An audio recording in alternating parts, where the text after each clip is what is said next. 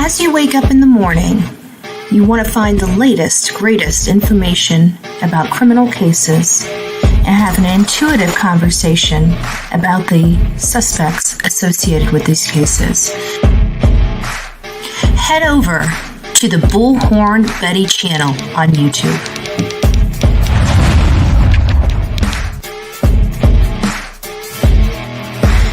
Breaking news right here on the Bullhorn Betty channel. Welcome to the Bullhorn Betty Coffee Club. Enjoy your stay and enjoy your day.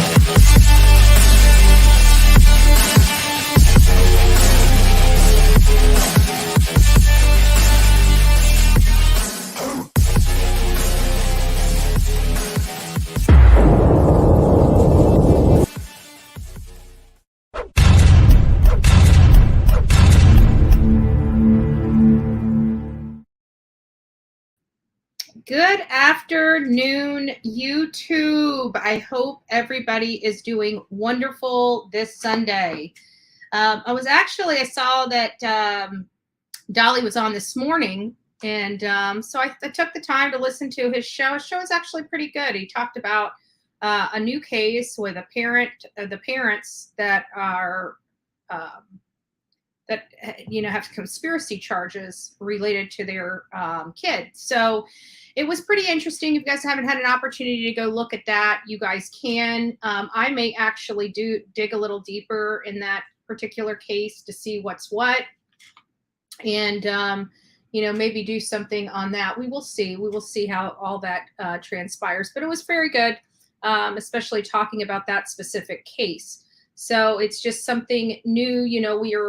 We're always looking for new information. It does have a hint of, failure in the system, so to speak,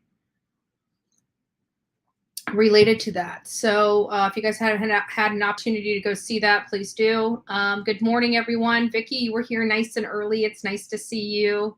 Rhonda, Karen, Bullhorn Betty's present. Cindy, Brenda, Chadwell, nice to see you. Kaya, it's nice to see you. Haven't seen you in here in a little minute. Amber, Chrissy, Lisa, Healing Nature. Oh, we got a few people in here from across the pond. It's nice to see you guys. Nice to see you. And I hope everybody's just having a wonderful time this morning. It looks like everybody's just saying hi to everybody in the chat. So it's nice to see you guys all here. I know I don't usually do afternoons, but I've been kind of shaking it up a little bit. I've been doing some morning stuff, some evening stuff, some afternoon stuff, so that everybody gets an opportunity to see a live, right? And we have a lot of stuff that we have been discussing. And I hope that if you guys haven't had an opportunity to review some of the prior videos, you go back and look at them and watch them. And that would be great if you guys could. What is this? Hold on, guys. Just give me a second.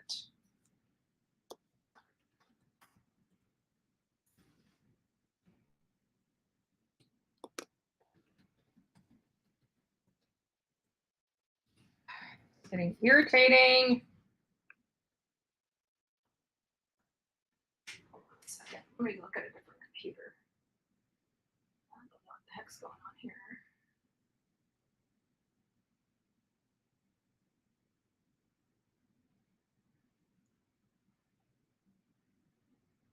I have to figure something out here after we finish our live. Either way, we're good. I think it's because I'm running two different screens is what it is. So many of you guys don't know that I have the Mac, and I've got my second screen hooked up to the Mac. Thank goodness. So we're kind of, going to be using the Dell just because my programs are on there for the videos and the thumbnails. We're just going to be using that for that. I don't know what's going on with this. So we're just going to exit out. And hopefully it'll be good to go. It is. Okay. So anyways, good morning, all. I see some more faces popping in here. And I know you guys are all here to find out what is going on. What in the world is going on the streets of YouTube? Oh, this is irritating. Why is it doing this? Hold on a second. Let me find my cell phone.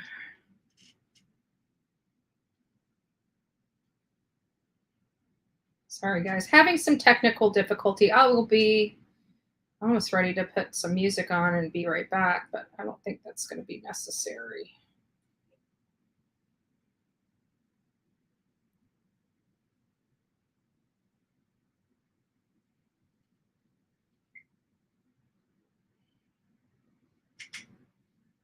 So I'm not getting it on here. I'm not getting it on here. I'm just getting it on here, and I don't know why.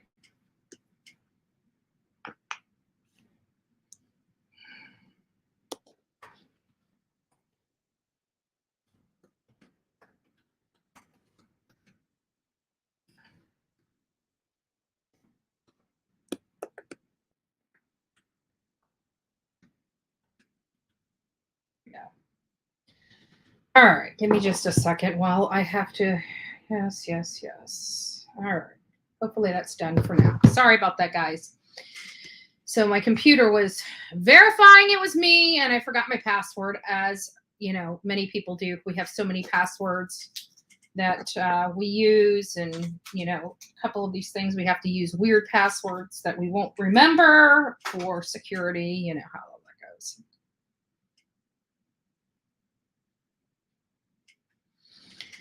I'm not sure. So somebody's asking, why is Ryan E. Lawson not letting people search? I didn't hear anything. Did he come out recently and say something? There might be a number of reasons as to why he may not want people out looking, especially after many months of him asking everybody to look everywhere. So I'm not quite sure with that. If you guys have not yet gone out and given this a thumbs up, please do so. We need to get the thumbs, the likes up, and then we'll get started with our session here. We do have a lot of work and a lot of stuff to cover today. There we go. Yeah, it appears on my end we only have about 42 likes. So we need to go ahead and get those up if you guys would be so kind. Let me see what kind of questions you guys have already started asking, and then we'll get into the meat and potatoes of why we are all here to discuss the 911 calls and if they were made. There's been a lot of questions, there's been several. I've been reviewing this entire stuff, and there's been several people that have brought, up whether or not, Hawkins County was initially called, or whether it was the emergency line. And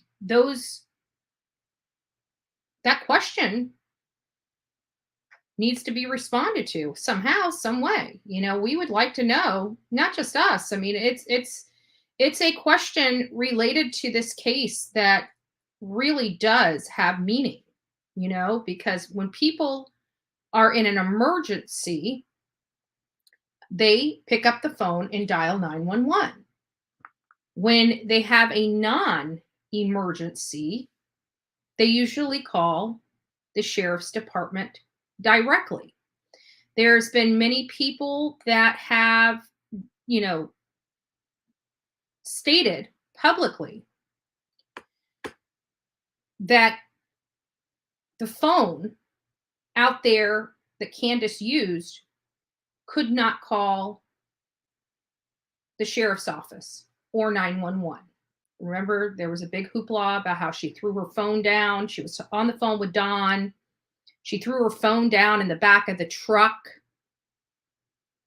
and went to her mom's to grab her phone so she could call her daughter in. We've heard that story over and over again, right? And many people want to know, is that true? Does that story hold water? And so I was sitting there thinking about it. It kept me up. I was thinking about it all day yesterday, and actually went to make a video about it yesterday. And I thought maybe it would be a great topic of discussion for my live on Sunday. I still plan on doing a video about it, but I still think it's relevant right now to the audience. Could Candus ever make calls to Hawkins County Sheriff's Department? Many people have brought up the fact that no matter what phone you use, whether it's turned off or turned on, you can call for assistance. I personally know that to be true. Even if your phone has no service to it whatsoever, anybody that has a phone, a cell phone in their hand, whether it has active services or not even whether or not it's even hooked to the Wi-Fi, if you are in an emergency, you can pick up any cell phone that powers up and dial an emergency number and get somebody on the other end of the line. Many don't know that. But if you guys recall, if you guys ever pay attention to your cell phone bill, for example, you're charged. Every single person that owns a phone is charged a fee, a small tax on their bill for emergency services. And that helps power these phones even when they don't have service. A lot of people don't know that. And so that's a good thing, right? So if you're in an emergency and you forgot to pay your phone bill and your phone is shut off, you can get help through your phone, whether it has service or not. Many people don't know that. A lot of people do, because many people had brought up in multiple chats that there's no excuse for her to have to use her mother's phone, because you can use the emergency number, the 911 number, on any phone, whether it's turned on or not, whether it has service or not. And this, again, it made me start thinking, and I started thinking, how are we going to show the audience, show the public that, one, her phone would have worked, she didn't need to throw it down. Two, she didn't need to use her mother's phone to call Hawkins County.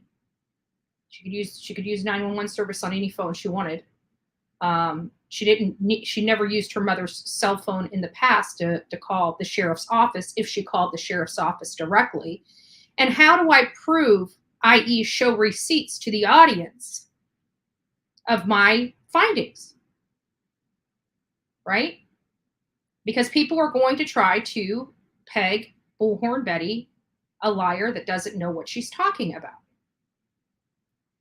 So I figured, how can I come out and show people the truth where it doesn't allow the haters to call Bullhorn Betty a liar yet again, right? I mean, that's their MO. Every time I bring factual information, it's I'm a liar, or I'm a grifter, or I'm a con artist, or I picked the bones of dead children for the love of God, because I can't just report on a case on a monetized account. It's the fact, and then we got a little bit something else, just a little cherry on top.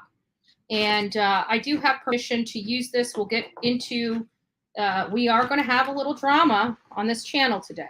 I like to stay away from drama, but here, yesterday, we went into drama. And here today, we are going to go into a little bit of drama. So if you guys like drama, or if you don't, I'm going to wait until the end of the show.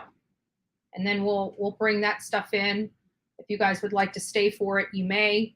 If it's not your cup of tea, I will let you know so you guys can exit stage right, because it doesn't have anything to do with these cases, right?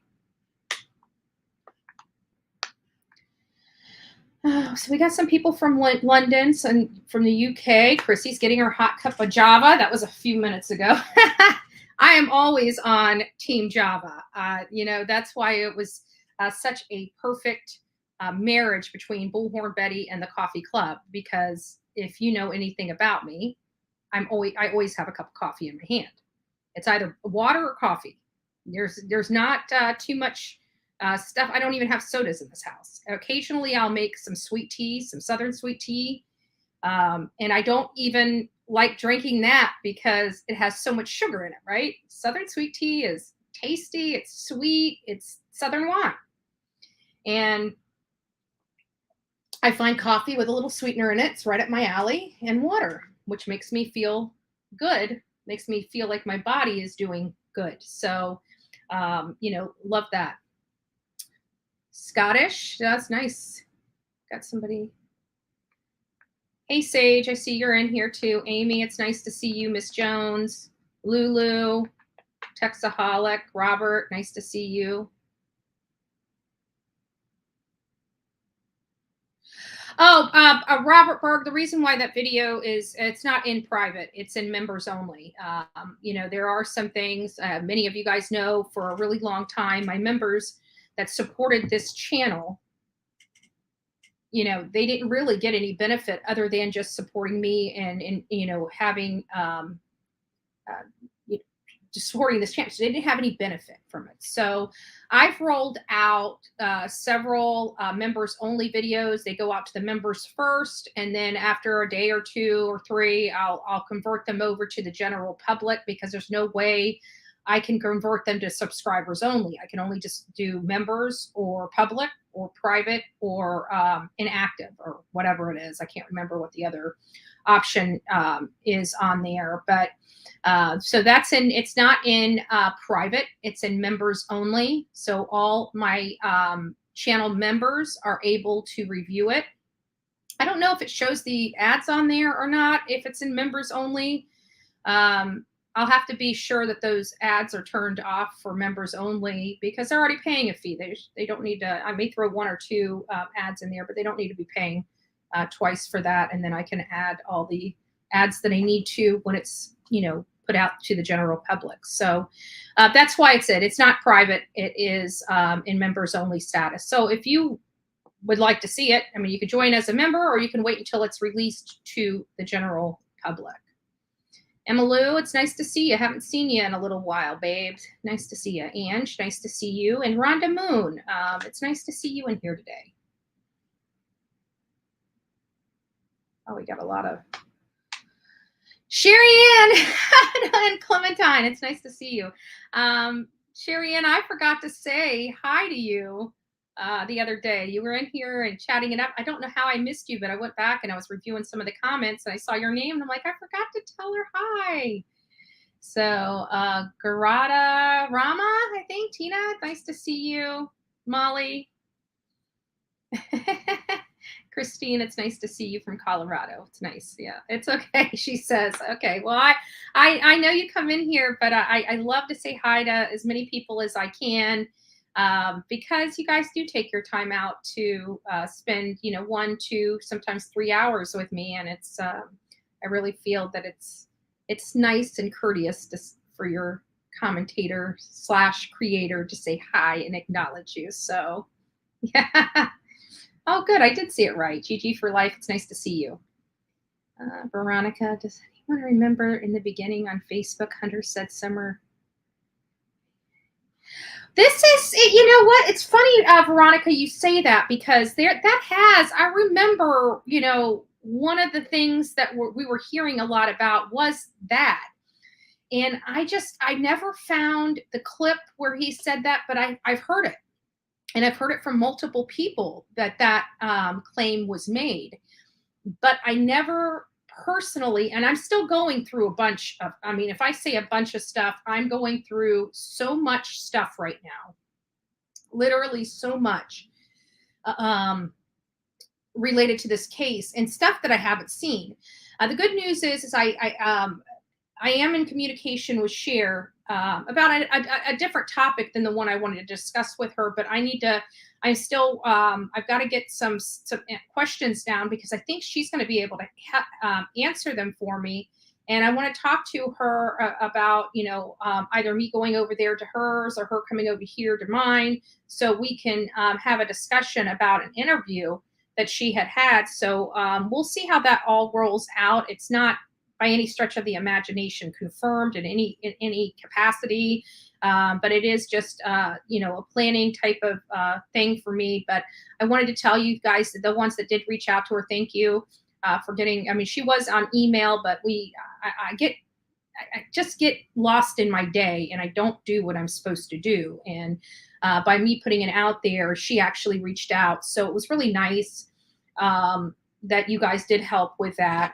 And I appreciate that. I should have been the one that reached out to her, but I'm very blessed that she actually reached out to me. So we'll be in talk about that. So I'm hoping that will be good. I was actually, it's kind of funny because when I first came out here and I had all these people just, and I just thought, all these people can't be completely horrible. But I just kind of stayed away. I didn't want to be a part of that element, even though I was drugged into it, still being drugged into it. I didn't watch a lot of stuff. Well, now I'm going back and seeing some of these creators, now that the smoke has cleared a little bit and things have died down, I've gone back and looked at it. And I got to tell you, there were some very good interviews that Cher did early on in this case. And she's, listened to the voices behind the wall. And to be honest with you, I was quite impressed with her style and the way that she was able to, oh, she has COVID and really sick. Oh, yeah.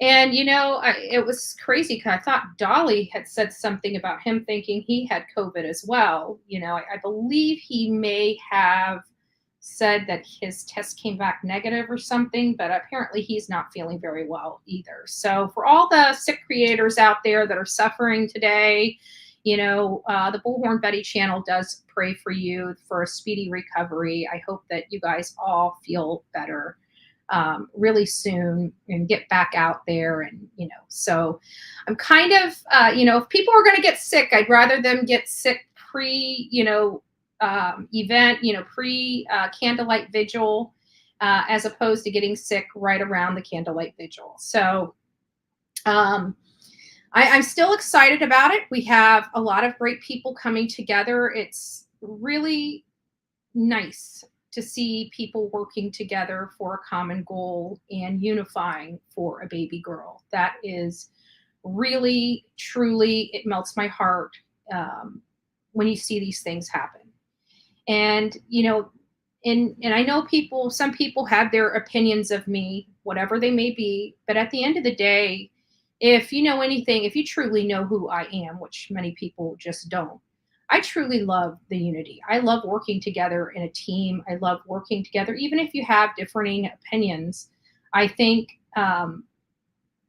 even that is, ability for a great debate, on one side or the other. When we were in school, we debated each other, and usually our teachers decided what side of the argument we would be on, as opposed to us, because if two people that were supposed to debate each other took the same side, then there wouldn't be a whole lot of debate. So when we were debating, our teacher would say, this is the topic.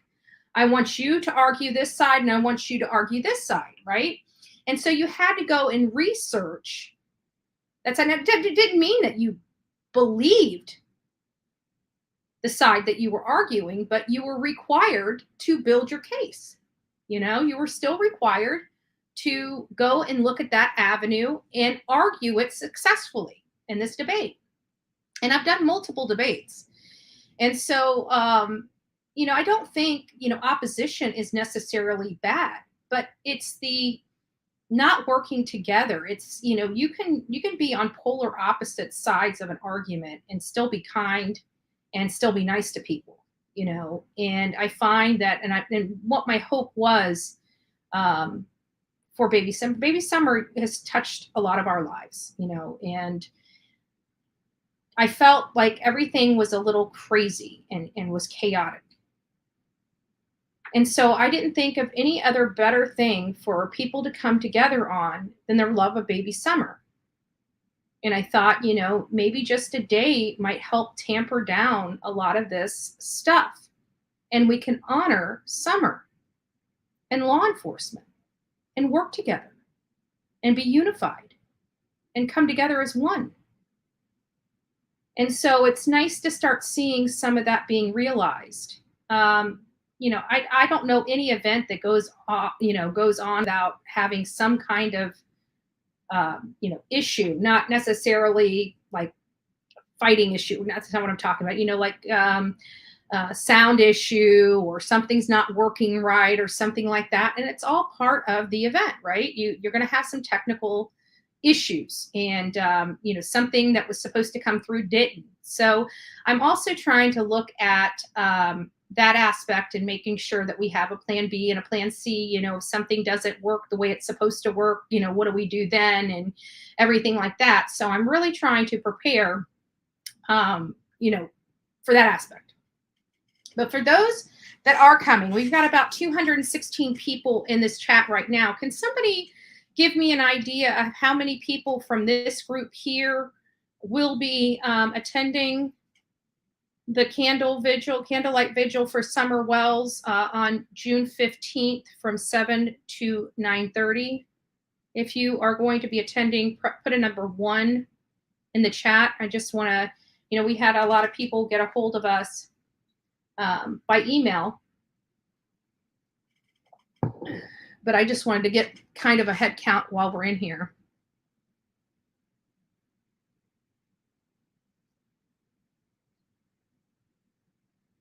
Okay, good.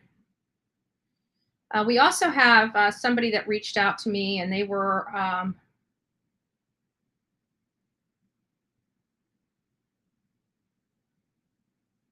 yeah, I did hear that. And then she tried to explain that later and try to say that it was that wasn't true. And I actually did a video on it. I'll try to find the video and see if I can play that for you, because it was part of the inconsistent statements that were made, Veronica. So yes. Good. Okay, so we do have a few people in here that are going to be attending the candlelight vigil. And I also wanted to let you know that, there is going to be a portion where it is open to the public to come and, talk about your feelings, talk about, summer wells, talk about those types of things if you guys so choose. I don't want to put anybody on the spot. Not everybody is, there are going to be a lot of shy people there. I get it. And they just want to be there to honor summer and be part of the unity that's going to be present at that sheriff's office, and that's okay.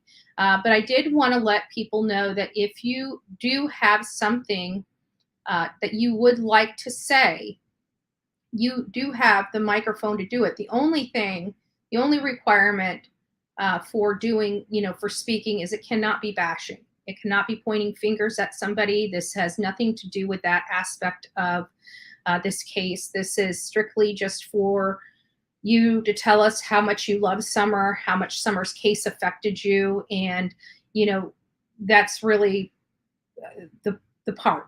Okay. So it's not going to be, we think this, we think that, Ellie should do this.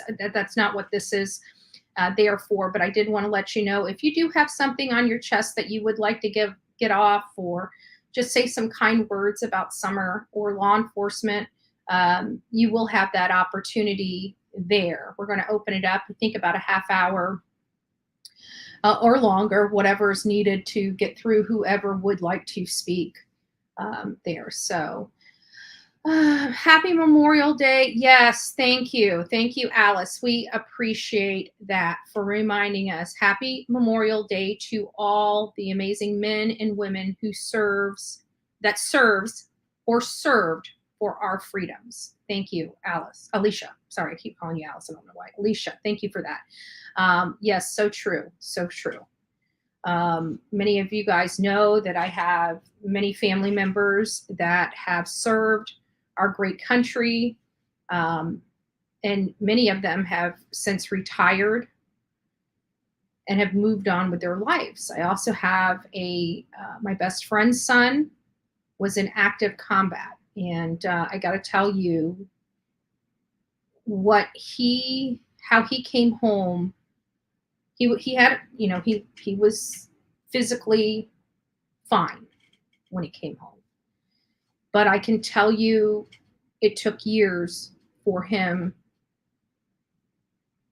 to be normal, if that makes sense. Not that he was not normal. It's just that, there were nights that he woke up in the middle of the night screaming. He closed his eyes and he thought he was back in the war. And it took him a really long time to finally realize he was back in the United States and he was away from that kind of threat. Some of the stories that he told me were absolutely sad. He lost his best friend. He watched his best friend. I'm not gonna go into it, but our servicemen and women sacrifice more than any of us will ever know. Many of us take what they do for granted because they don't realize what they do.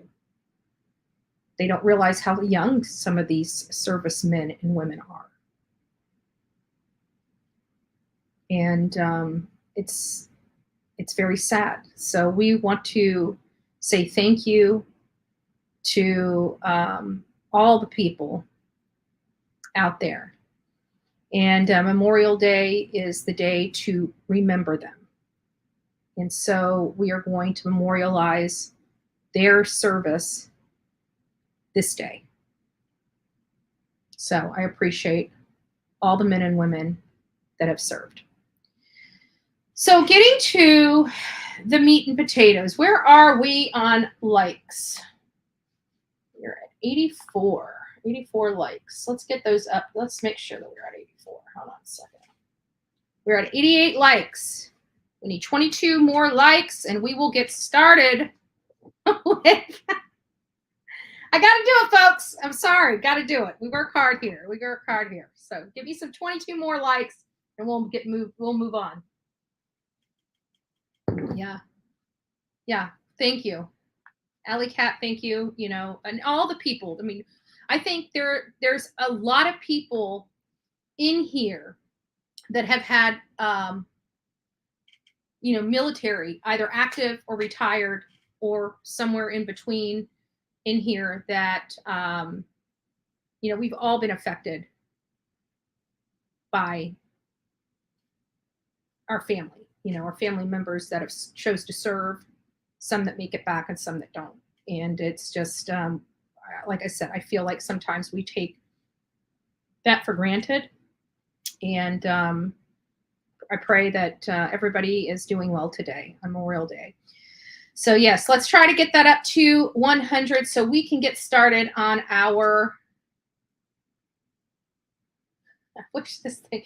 I wanted there. Oh, we got it. We made it. We were at 103. Thanks, guys. You guys all rock. So many of you guys have been talking about it. I know there's many creators across the YouTube streets that have been discussing, whether or not this was actually discussed early on in this case.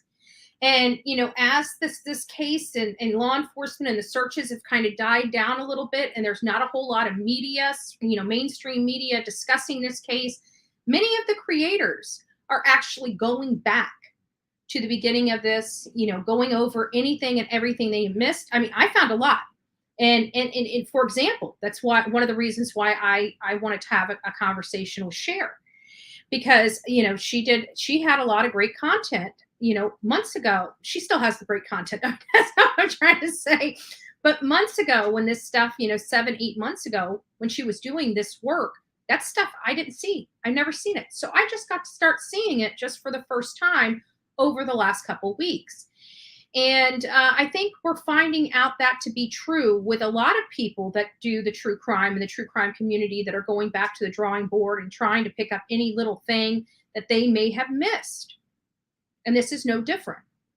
And so many of us have been curious. Did Candus, and I think the reason why we are so curious about this seemingly small aspect is because it's really not small.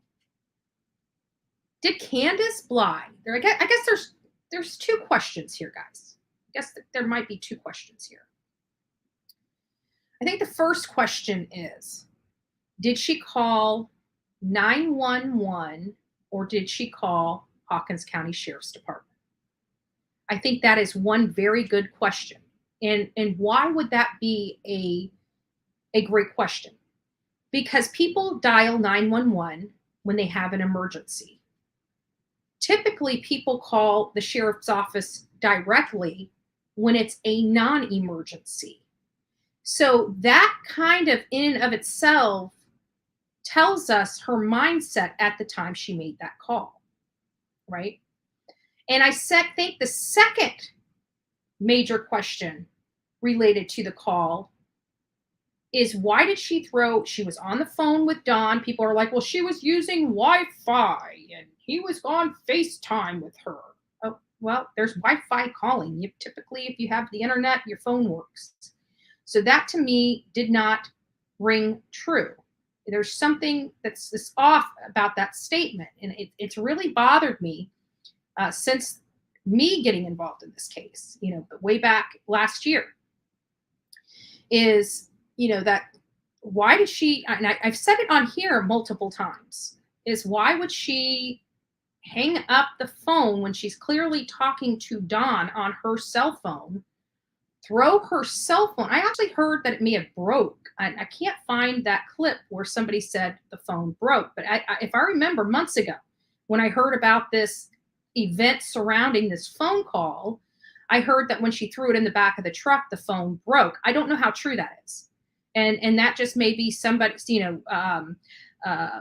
what they call it, a rumor. That very well may be just a rumor. I don't know. I haven't been able to find that clip to find out, one, who brought that up and was her phone broken. I don't know.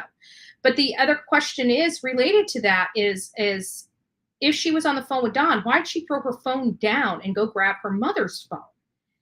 And her excuse this whole time has been because she cannot use her cell phone to call the sheriff's office. And we just discussed that, and but we don't know that to be true, because the only thing we have to rely on because of that is the statements from TBI, where she said that she called the sheriff's office. And then when we see that call from January where she was calling the law enforcement on Dawn, pushing her against the washing machine. She tries to say her thumb's broken, but she flicks a cigarette and she puts her shoes on with her supposedly broken thumb. And, he obviously didn't get arrested. They made him go stay at a friend's house, or who knows what happened at that time. But it was January of this year, right before he went to court. And she called 911. The article said she called the emergency. She called 911 and reported him. So she can call 911 on this thing where she had the altercation with Dawn 2 or 3 hours prior to her calling law enforcement, 911, the emergency line.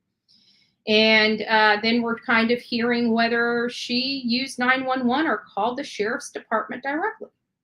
It's important, right? Because if you're missing a daughter and frantically trying to find her, and you now believe she's gone, why would you take a chance to dial 10 numbers when you can dial 3 and get somebody just that much quicker?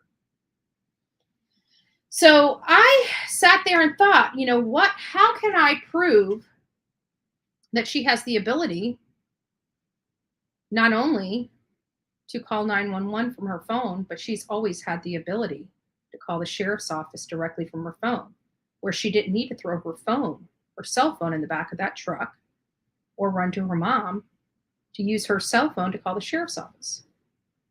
How am I going to prove that? Right?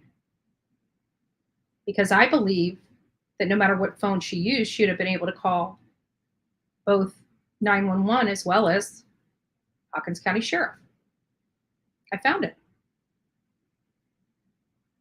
I did. I found evidence that her phone can call the sheriff's office. I found it. So I wanted to share that with you guys, so this can be put to bed. And now it even makes that statement she says a little more suspect.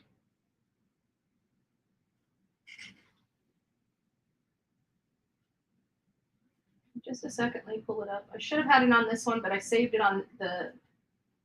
So this is what, when Candus calls in 911, this is what it looks like. Reaching out to him more. And then... Hold on, I must have something playing in the background. Hold on here. Oh, I must have mine playing in the background. Oops. I'm going to mute this.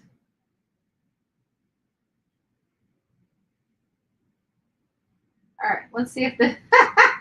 I'm scared. Let's see if this helped it. Let's see. There was this... Nope. So that means there's more on here going on. Let me open content. No, not that one. It must be on this one.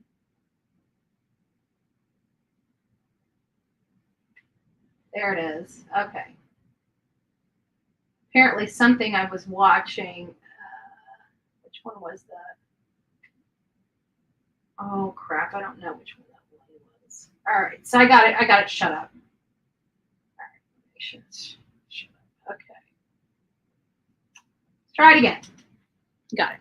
We got it now. So I had an opportunity, as many of you guys know, we got the incident cards for events that happened when we went in December to Hawkins County.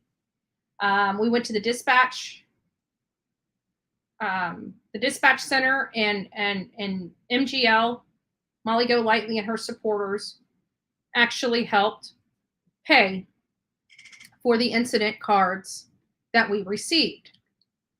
Okay. On an incident card. So I went through them. I went through the ones that we had. This is what it looks like when somebody calls in 911. You see that? It says 000 911 0000. You see that? That's what it looks like when somebody uses their phone and calls into the emergency line of Hawkins County Sheriff. So you're probably saying, okay, so what does that prove? Well, it does prove, one, that Candace Bly's phone worked and could call the emergency service. Now people are going to say, but you don't have the number she called from. All you have is this portion. I just clipped this. I didn't put the whole kit and caboodle up. I could, but I didn't. I thought this would be easier because it'll be larger. You guys could see that, right? 911 right there. So that's what it looks like. But what does it prove? It proves nothing, right?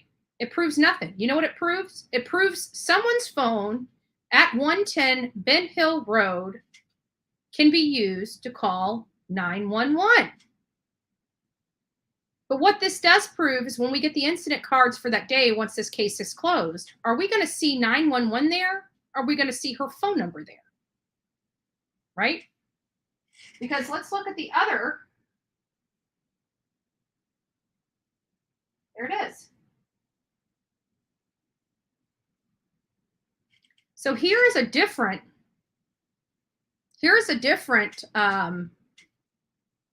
incident, and look whose number that is. It ends with 094, 094, right? The only reason I blocked out the number is I don't want people saying I doxed Candace Bly, even though these phones, none of them are in service anymore. I just don't want to have the haters say that I doxed somebody's number, because I didn't. But you are going to see that it's a 423 number and that it ends in 094. What does that mean? This was Candace's cell phone, folks. This is when she did not call 911 and she used her own cell phone to yet again call in another complaint to her home. How do we know that this is not Candace Harer, i.e. Grandis, i.e. her mother? Because her mom has a different phone number. Her mom has a different phone number. So Candace can obviously call law enforcement from her cell phone number, not just 911, but the sheriff's department in Hawkins County, because here, right here on this incident card, she did just that.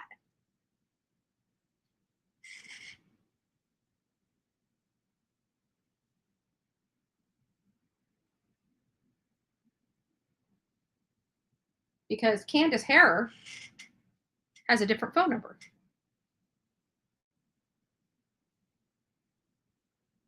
And there you go.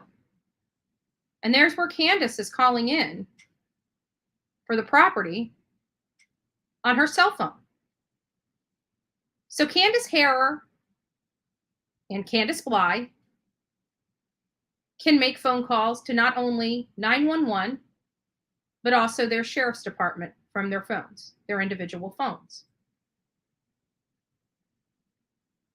So this actually sheds, in my opinion, this makes that statement that Candus said about her being on the phone with Don and her throwing her phone in the back of the truck, right? Her throwing her phone in the back of the truck and going and grabbing her mom's phone to call law enforcement doesn't hold water. Because if it held water, then why was she able to, and I showed you her phone number, and that was from just a little bit before, I think it was 2000, on a 2000 or 2001 complaint incident card that went up, where law enforcement was called out to 110 Ben Hill Road yet again. It came from Candace Bly, from Candace Bly's cell phone. So if she's able to use her phone to call law enforcement on other days other than Summer's disappearance, why was it that day that she had to throw her own phone down, potentially breaking it, and run to her mom to get her mom's phone to call the sheriff? And then you couple that, and that didn't make sense because it's like law enforcement seems like they have a regular circle at 110 Ben Hill Road. It sounds to me like they visit over there at that property quite a bit. It's not like, they have no ability to call. And it's not like Candus hasn't called in the past. Did she forget she used her cell phone to call law enforcement on Don in the past?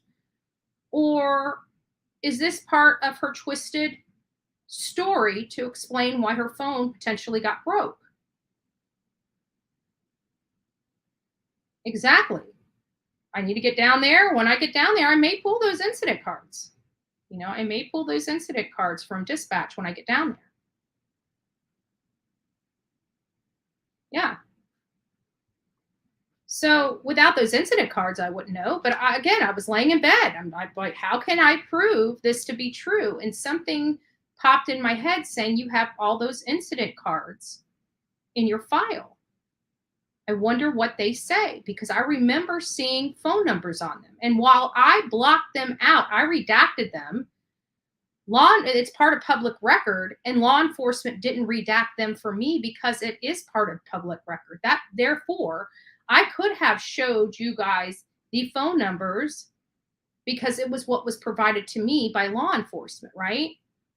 But I chose not to. I chose to be respectful of phones that are turned off just because hate does win at times, and hate won because I'm so tired of it, right? I'm so tired of it. It doesn't matter because this is going to be butchered up and clipped and God knows what else, which we'll get into that portion of the drama here in a little bit. And we're going to find out why. Why is it so important for one creator to just completely club me over the head every single day, right? Every single time that they come on anymore, it's just a battle. Like they've been fighting with me without me even fighting with them. You know what I'm saying? And it makes people wonder why. So we're going to touch on that again. And we're going to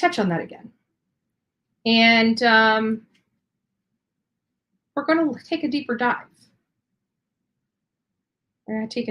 Why? Because we're going to be working up to the grand finale. It may take a couple weeks for the grand finale. I don't know. I don't know how much I want the person to squirm or not. Because I do have a very damning piece of paper I possess.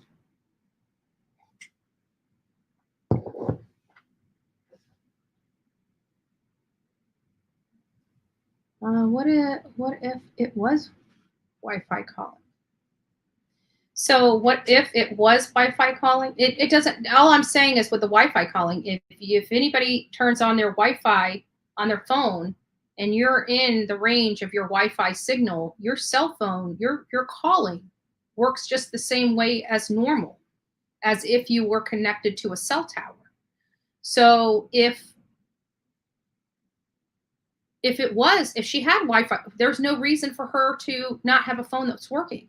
If she could get on FaceTime and her Wi-Fi was hooked up to her phone, she should have had no problem using her phone as normal. Because every single phone has Wi-Fi calling. That means when you're connected to Wi-Fi, your cell phone works as if it's connected to a tower. So there's a lot of interesting nuances to that statement about how she called law enforcement. One, did she call the emergency number or the non-emergency number? That's my first question. My second question is if she used her phone to call law enforcement on Don so many times, why in the world would she think her cell phone would not work there to call law enforcement yet again? So we looked and we found that Candus and Grandis have 2 separate phone numbers. I looked to see how many times Candus used her phone number to call law enforcement on Don over the last several years. Guess what? They all ended in the same number. And guess what? She had no problem calling law enforcement on Don. The many times she called them. And she called a lot. I would say 1, 2, 3 times a year was not out of, and those are the ones we have, right? Those are the ones we have. We didn't get the ones for the dogs, the animals, the nuisances, the stuff. We only got the ones specifically related to calls her and him had against each other on that mountain, or Grandis for that matter. Grandis for that matter. So burner phones, I don't know whether it was a burner phone or not. Don't know. All I'm going by is the phone numbers listed on the incident cards themselves. And Candace Blythe has used her phone many times to call law enforcement on Don.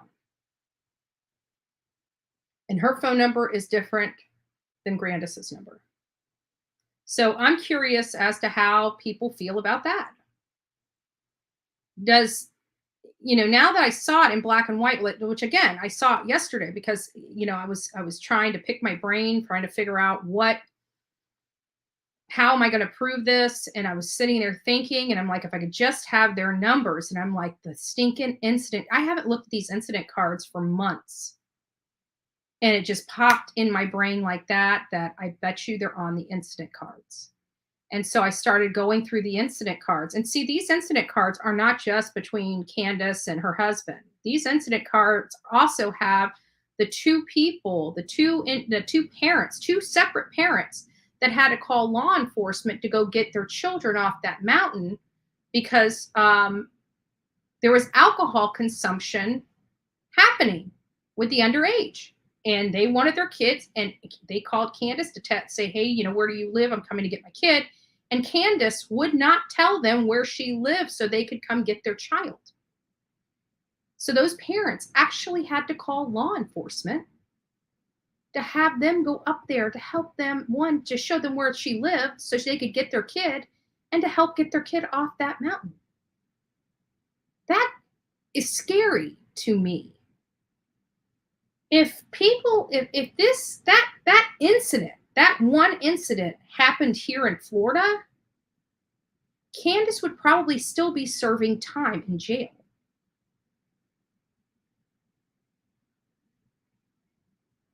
She really would. Exactly. Well, I believe she has internet. Her internet, I don't know how, we saw her on YouTube with her YouTube page, and she was in and out. I don't see how anybody could successfully watch YouTube at her house. And then they were saying that she had perfect reception with Don that day, through Messenger.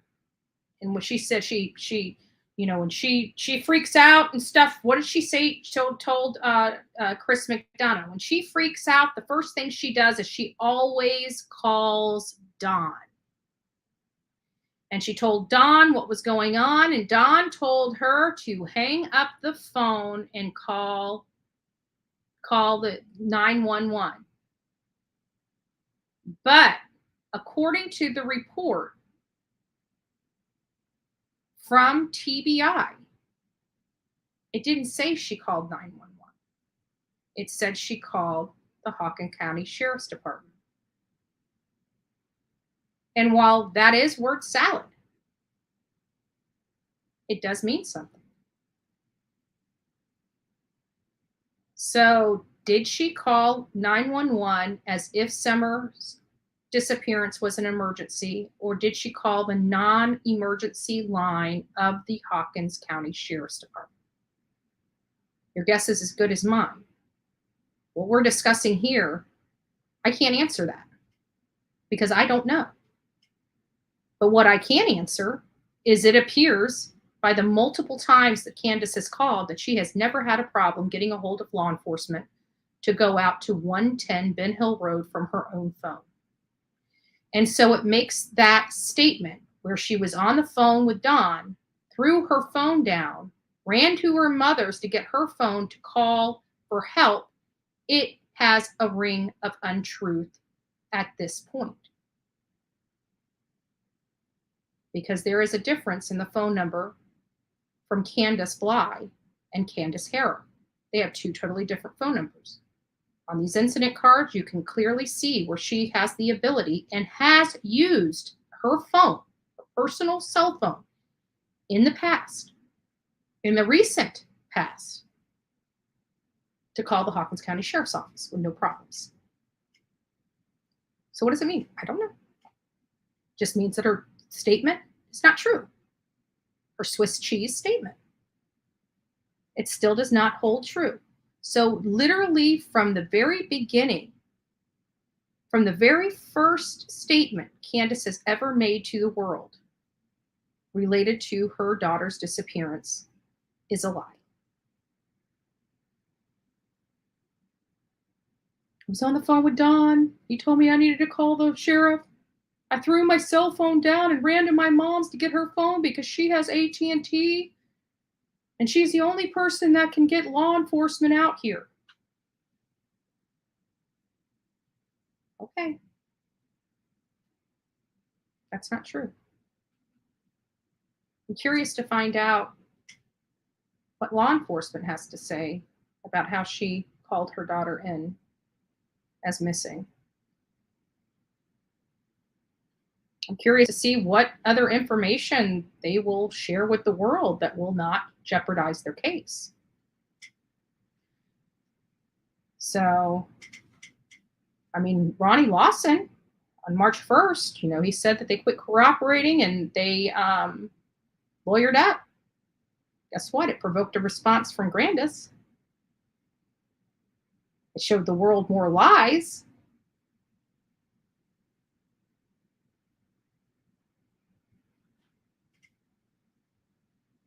Yeah. Oh, yeah. Oh, yeah. Or Virginia. I mean, Virginia, Georgia, Florida, they don't play. They don't play. If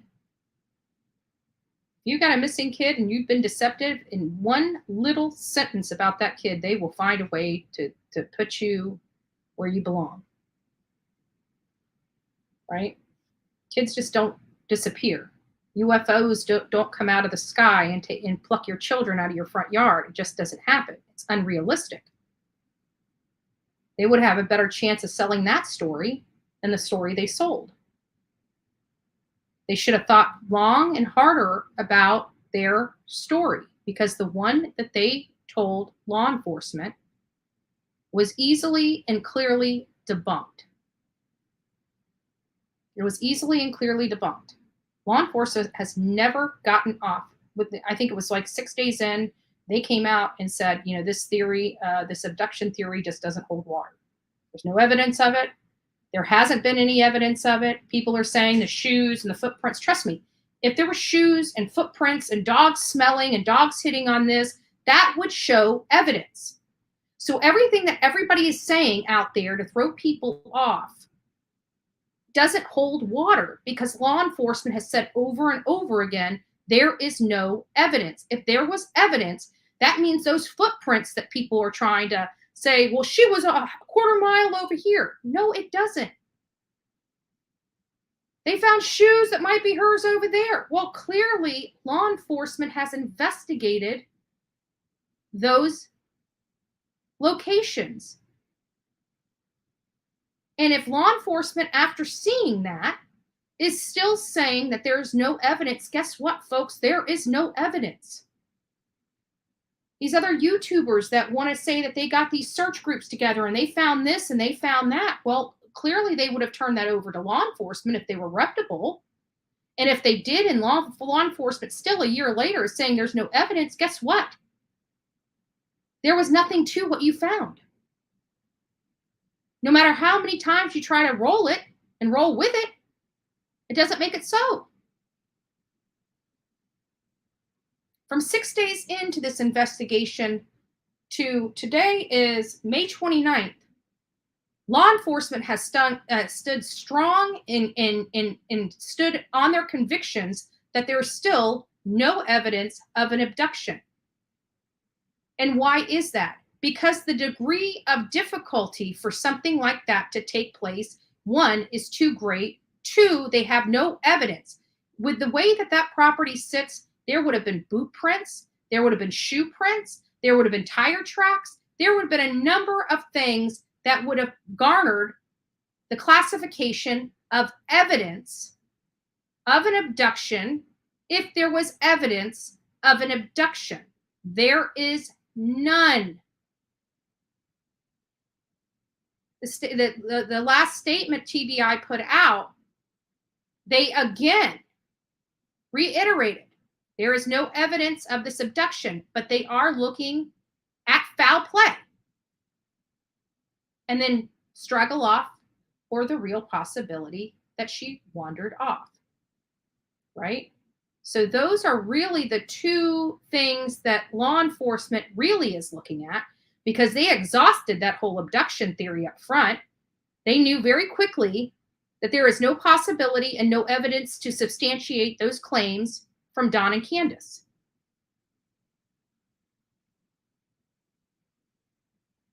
And then when you look at the real possibility of her wandering off with no shoes in rough terrain, in a mountainous terrain, you realize very quickly that she would not have gotten very far. And if she would not have gotten very far, the massive search that they've done there for 2 solid weeks would have produced something. Would have produced something, and it produced nothing.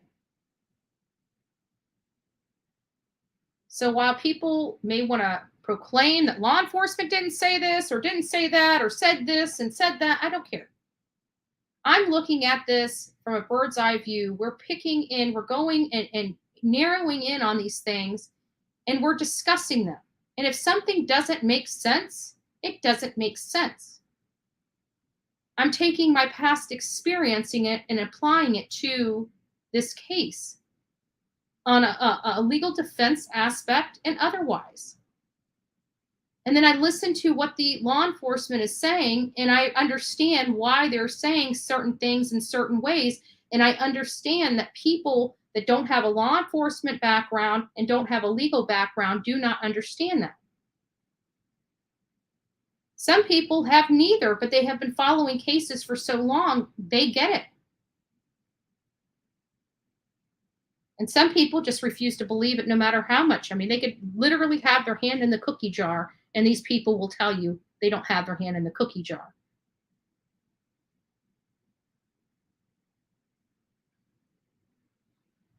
Well, Don, you can have your opinion of that. I bet you're letting your bias clout your judgment, right? You were so bent that they're innocent, right? But that's what everybody wants, right? If there was somebody there, do you not think law enforcement, do you really feel that bad, or law enforcement is so ill-equipped, right? That they can't figure this out if that was true? That's what I'm trying to say. It's not difficulty of a predator. Quick, get off the predators. There's only 2 predators on that mountain that had something to do with their child. 2. And a witness, Grandis. When are you going to get away from everybody else as the predator and start looking at the parents yourself? That's my question. Because you've been beating this drum for quite a while. You know? So I'm starting to think that you're not opening I have looked at every single avenue here. I have actually went out there multiple times. And I know you may not care about that, but I do. Because it's not like I just, threw the dice and said, or flipped a coin and say, I wonder if this is true or not. That I didn't do that. I actually did. And not only that, but 5 other people, and 6 if you want to include Justice for All, was out there investigating and working. We were asking questions, meeting with people, finding out who these Wells were, finding out who their associates were, finding out who their bosses were, finding out where they went. We did a massive amount of work. It's not like I just flipped a coin and said, oh, they're guilty. As a matter of fact, I worked my ass off to try to disprove what I thought was going on. And guess what? I couldn't. And I know it's easy for you to judge me. But Dawn, let me ask you a question. What have you done? What have you done to substantiate your claim right there? I'm curious. What have you done? Where's your evidence? Where's your receipts? Just because somebody made bad mistakes doesn't mean they were in and around there at the time this happened. And just because there's a lot of despicable people out there doesn't make it everybody else. Have you looked at the Wells? They're pretty rotten. Most of these people live in and around Kingsport and Hawkins for years. That's where their entire record is. And then you have the Wells that have been all over this country raising hell and getting thrown in jail in every single state they lived in. And not just petty crimes, violent crimes. At what point are you going to start looking at the parents instead of everyone else? Because no matter how many predators live around there, it doesn't excuse their behavior after their daughter disappeared. How do you explain that?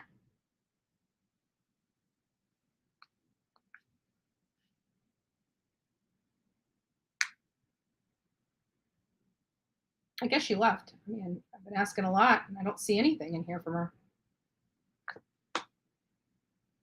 It seems to me that everybody wishes it was everyone else but the Wells because nobody wants to realize who the Wells were. 90% of the photos that are circulating right now of the mugshots from Tampa and Arkansas and all these other states, guess who got those for the world to see? Jonathan Lee Riches.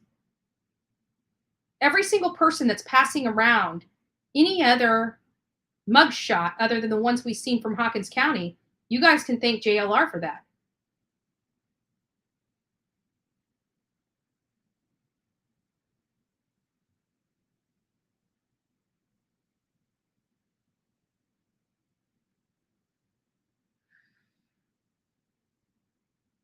Yeah.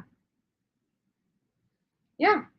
I don't, you know, and we looked at it, like I said, I mean, we didn't even talk to, once we realized who Jody Sue was and Andrew Bernard, we didn't even talk to them. We didn't even search for them. We did not search them out. They were very insignificant. We were told up front they were very insignificant. We looked into it. We realized what they were stating was not true. And so we didn't want to get caught into the middle of the lies. And I let Jody Sue be. Never tried to reach out to her, never tried to ask her anything because her story didn't make any sense. And then she wanted to keep beating me up and so I shared her text messages with Andy Bernard.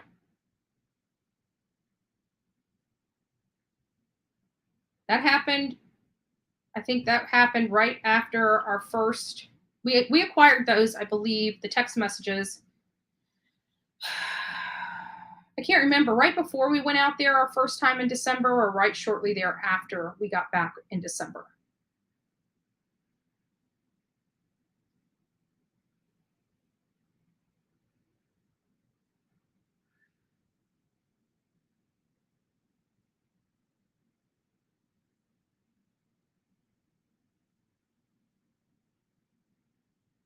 But that doesn't, Don, I don't see, you're saying,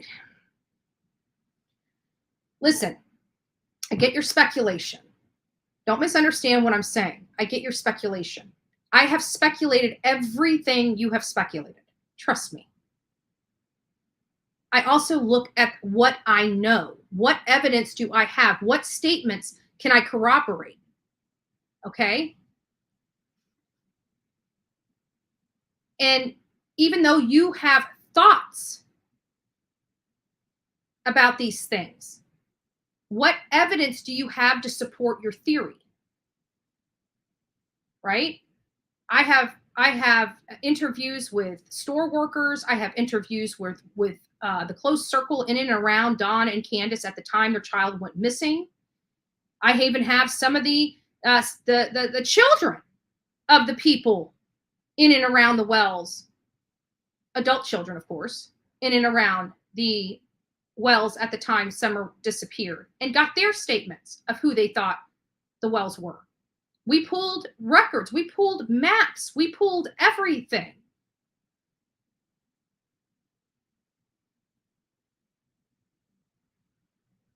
But you're stating your opinion based upon what, Don?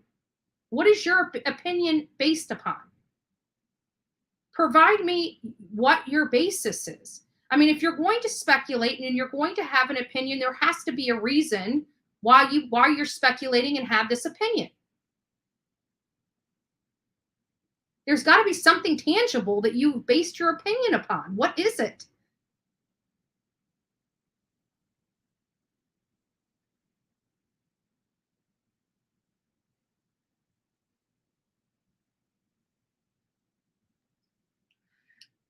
I'm just curious.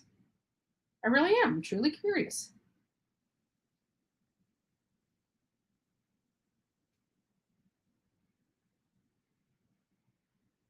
Right. But are you following this through? Because law enforcement came out after that and said there's nothing to it.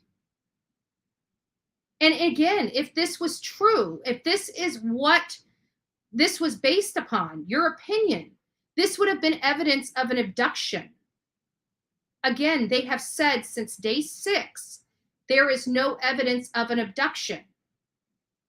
So while I realize that these things may have transpired early on in the case, as they investigate the case, these things are either proven or disproven. This was disproven. We're watching this case from the beginning to the end. And yes, we're not disputing that there was a footprint. What we're disputing is the fact that, one, it was associated with Summer Wells. Because if it was associated with Summer Wells, it would prove that there is a theory or evidence of an abduction, which law enforcement which has more information than any of us would ever have on this case.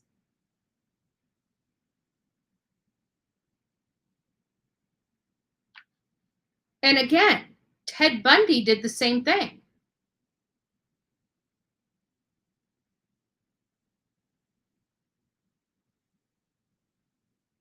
Exactly. Thank you, Kmar.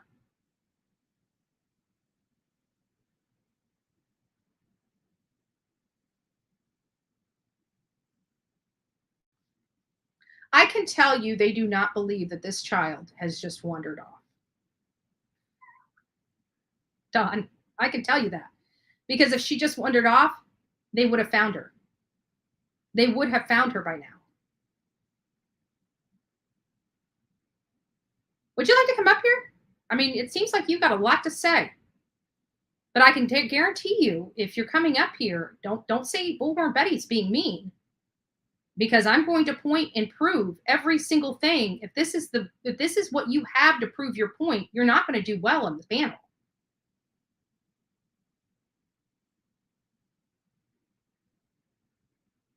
And if they really thought, listen, when these, you got to understand how law enforcement crafts public statements. Okay? They're very specific in how it's structured. First and foremost, they're very particular with the wording that they use. So, for example, when they say we are looking at the avenue of foul play as the number one thing, and the second thing as they lower their voice, and the real possibility of her just wandering off. You can tell, because of the structure of that public statement, that they're looking more so at the foul play scenario than they are of her wandering off. Or they would have said she wandered off. We're looking into the allegations of her wandering off and the very real possibility of foul play.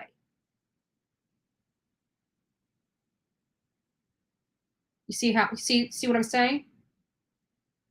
But because foul play was first and the wandering off was second, and I know how many hands this press conference had to go through in order to be approved to the public, they are very particular about how they make the statement.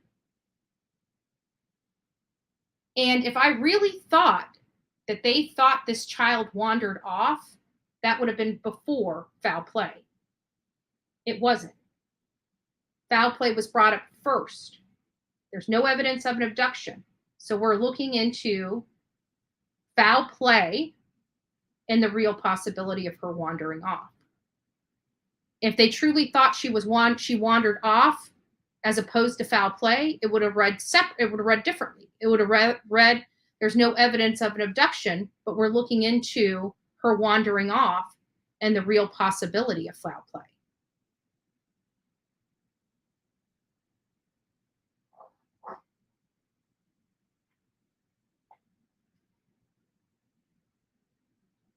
So, anyways, you can believe what you want to, Dawn. I'm not going to get into it, spend any more time on your theory.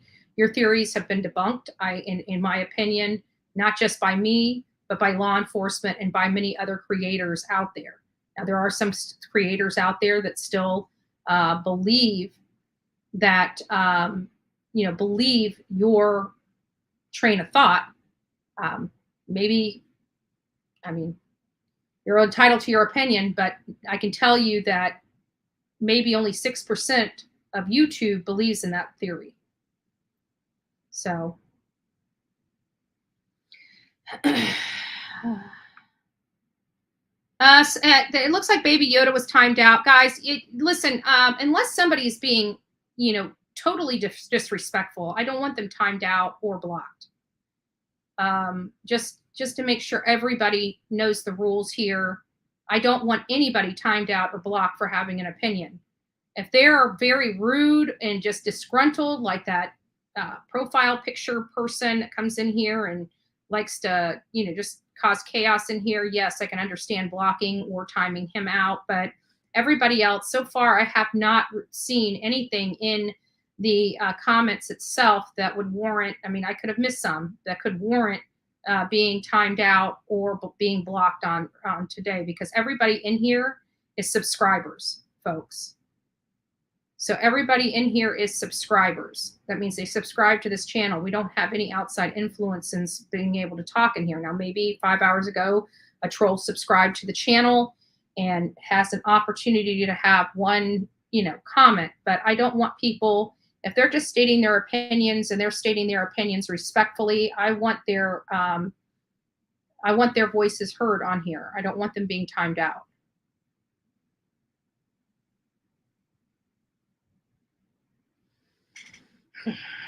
Birdie, that is a good question. I don't know.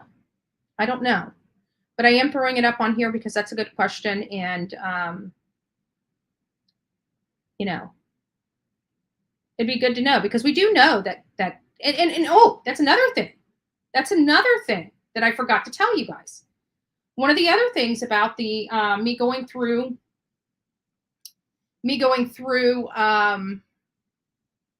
all the videos, past videos and such, I stumbled across a statement from Don, because we all heard that Candus went back to Wisconsin, right? When Summer had just went away. They actually brought it up on WJHL, and Grandis had said, you know, on March 1st, where she comes out to basically call Ronnie Lawson a liar, saying that, you know, we're cooperating with law enforcement, though we haven't called them since December. Our granddaughter is missing, but we don't even bother calling law enforcement to check on her. That one, March 1st.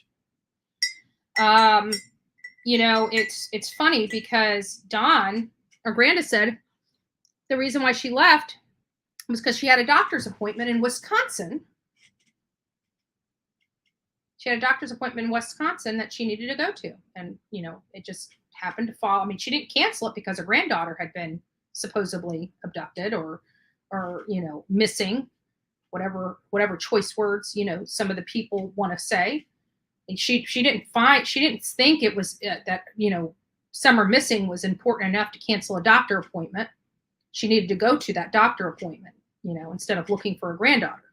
So she said on March 1st that she had left because she had a doctor's appointment and she needed it. It was, you know, that's where she goes for her doctors, whatever, right? Well, there was an earlier interview with Don Wells, you know, because he was supposedly not there that day, but he took the role of explaining everything that went on that day between his daughter and his wife, right? I didn't quite get that. But he said she never went to Wisconsin. She went to her sister's in Indiana. So why is she reverting back to she went to Wisconsin in March of this year with WJHL, and that she had a doctor's appointment when apparently she went to Indiana to spend time with her sister? Weird.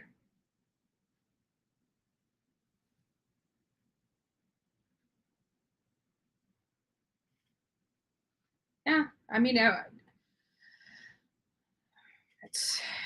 think a year. I mean, I think you've been around a lot longer than me. I know you've been around a lot longer than me, Bertie, but you know, we watch these cases play out, and although children have been, for whatever reason, just taking the spotlight here lately, as if I don't know what's going on with the children.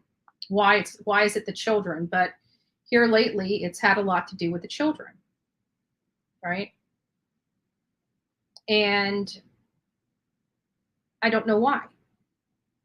You know, and of course with the parents, it seems like the parents are tied to these cases somehow. And when we see these things go on the way that they've been going on, and the time that has gone by, it's like we kind of, you know, of course we always try to hold out hope. Of course, I mean, that's a given. But at some point we have to come to reality and realize that, you know, we've followed many cases like this in the past. They didn't end well. We don't want to think of it like that, but if we're going to be, I just feel that, you know, we can't be telling people what they want to hear because it's a good thing, you know, like it consoles them, it makes them feel warm and comforting. I think we need to be realistic. I think we need to talk to them about the statistics and the real possibility of the outcome. I think it's important that we don't sugarcoat things to our audience, in my opinion. Am I 100% right? No. I get beat up regularly because of my imperfections, right? But I think it is, at least for me, it is a duty to be honest about it, whether it's a popular decision to be honest about certain aspects or not. I think it's very important to talk about the statistics, talk about past cases, talk about what happened in them, talk about procedure, talk about, where is this case right now, talk about, the recovery aspect versus, making it back safe. I think that those are relevant topics. And I think people are glossing over them because their audience doesn't want to hear the truth. I refuse to be that person. I refuse to. I'm not going to sugarcoat things. I don't want to let my audience down. But, the bottom line is, statistically, this is in the procedure manuals for law enforcement across the country. This is in training from the National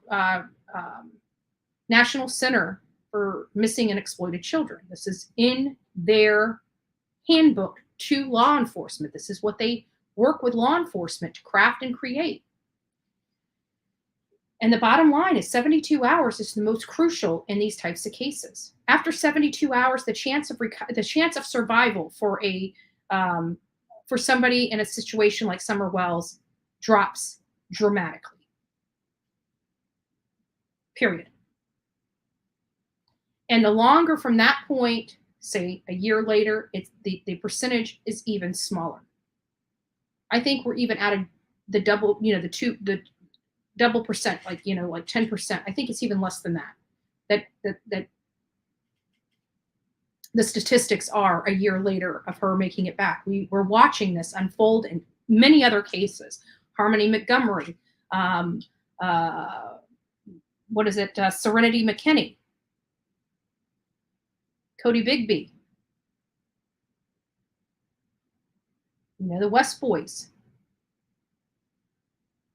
This stuff is real, folks. I'm not here to not be realistic. We have to look at this in a realistic frame of mind, in my opinion. Some people don't like it. I lose subscribers, gain subscribers. Some people just don't want to hear the truth, the statistics. And it's sad. Trust me, I want nothing more than this baby girl to come back healthy and still breathing. I want nothing more than that. Or the baby, the suitcase thing. Yeah. I want nothing more than that. Trust me. Can you imagine the amount of happiness that would infiltrate across YouTube if she was found safe? We're a year later, folks. A year later. And law enforcement in the most recent searches were in and around the Wells home. And while people want to, say that may be her, that could be due to her wandering off, when you look at statistics, which is very important in cases like this, you realize very quickly, especially, and this is another thing a lot of people haven't done, is look at all the missing people TBI has, which I have, the TBI has reported, and how many people that they have located. It's amazing. They do a lot of great work.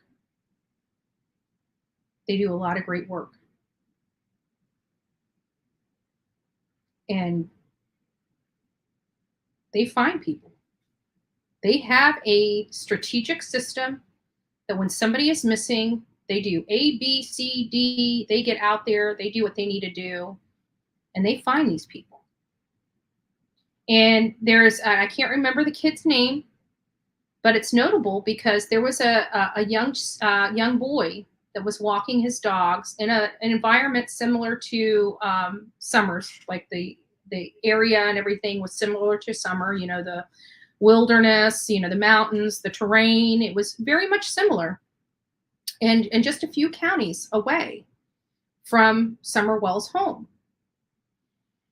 And the boy took the dog for the walk in the woods. The dog came back home. The boy did not. Mom and Dad went frantic. They called law enforcement. Law enforcement came out. They did what they were supposed to do. They initiated all the protocols that they were supposed to initiate. The first night, their son wasn't found. The temperature that night, I believe, if I'm not mistaken, got down into the lower 30s. And they're going to bed at night. I'm sure they didn't sleep, despite what Don Wells says about how exhausted he was, that he couldn't take a polygraph test and was falling asleep. I doubt that this child's parents could sleep. And so, it got dark, so the search was called off. It got too dark. They needed to stop and regroup. The next day, they go out there. They deploy their assets, their resources, and guess what? They find this little boy. They find this little boy alive. He was scared. He was cold. But other than that, he was fine. He wandered off. He got lost.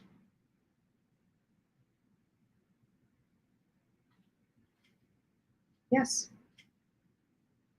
Yes. It was 2 miles. So these are the reasons why the theory of her just wandering off don't hold water. They would have found her right now. Even a year later, they would have found her. They would have found something of her.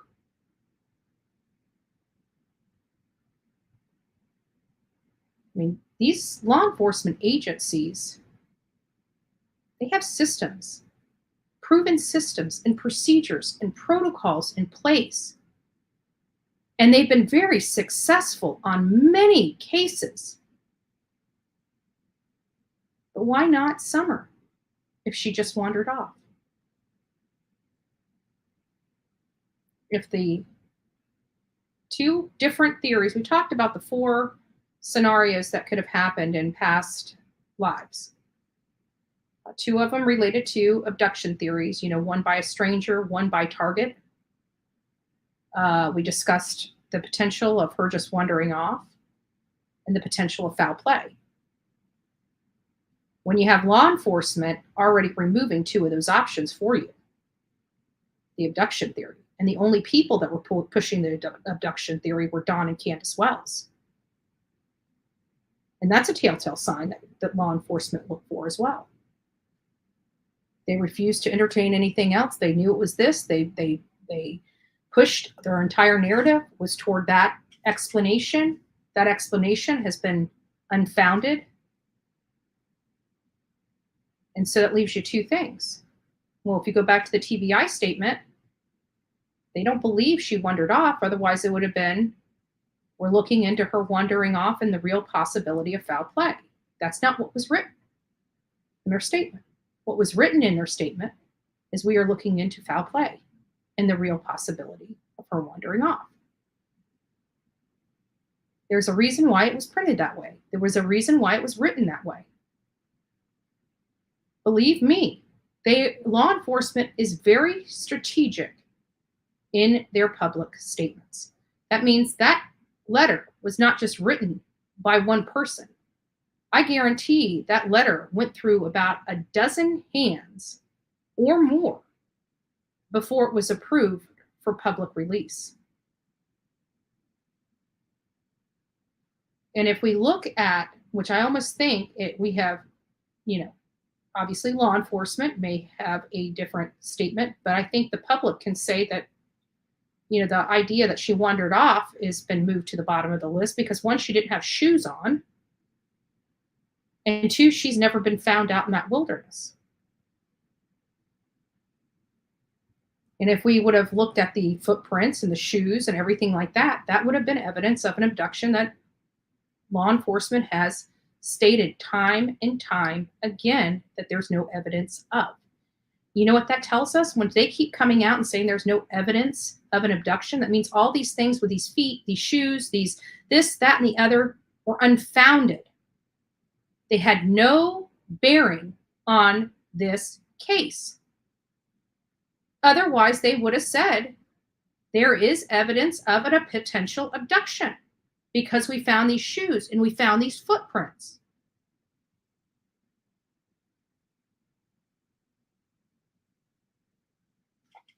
Believe I trust me, you're preaching to the choir. Me too. They keep saying it's because it's been searched so many times. I love the excuse that Candus said they made this whole property a mess. Remember that? And I'm looking at them like they probably cleaned that place up.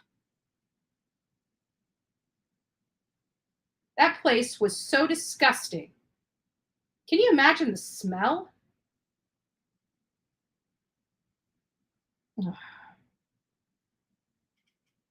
Oh, just horrible. So, but one thing that we did show today, I think we're coming up on 2 hours. I think one thing we did show today is another one of Candus's lies.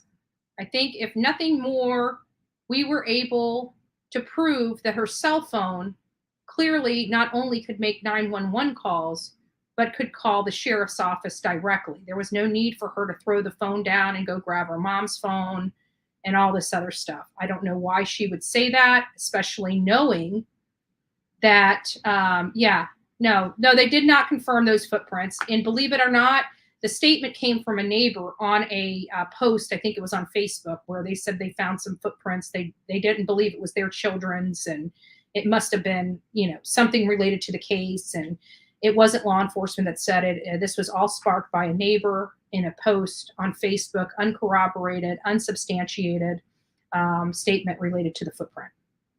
And I was able to actually trace down with the help of one of the people in here. And I apologize, I forget who it was that was in here, but her and I had gone, a little bit back and forth with it. And I explained to her that, my only concern is who did that statement come from? And believe it or not, she went back and found it and sent it to me and said, you know what? It wasn't law enforcement that stated.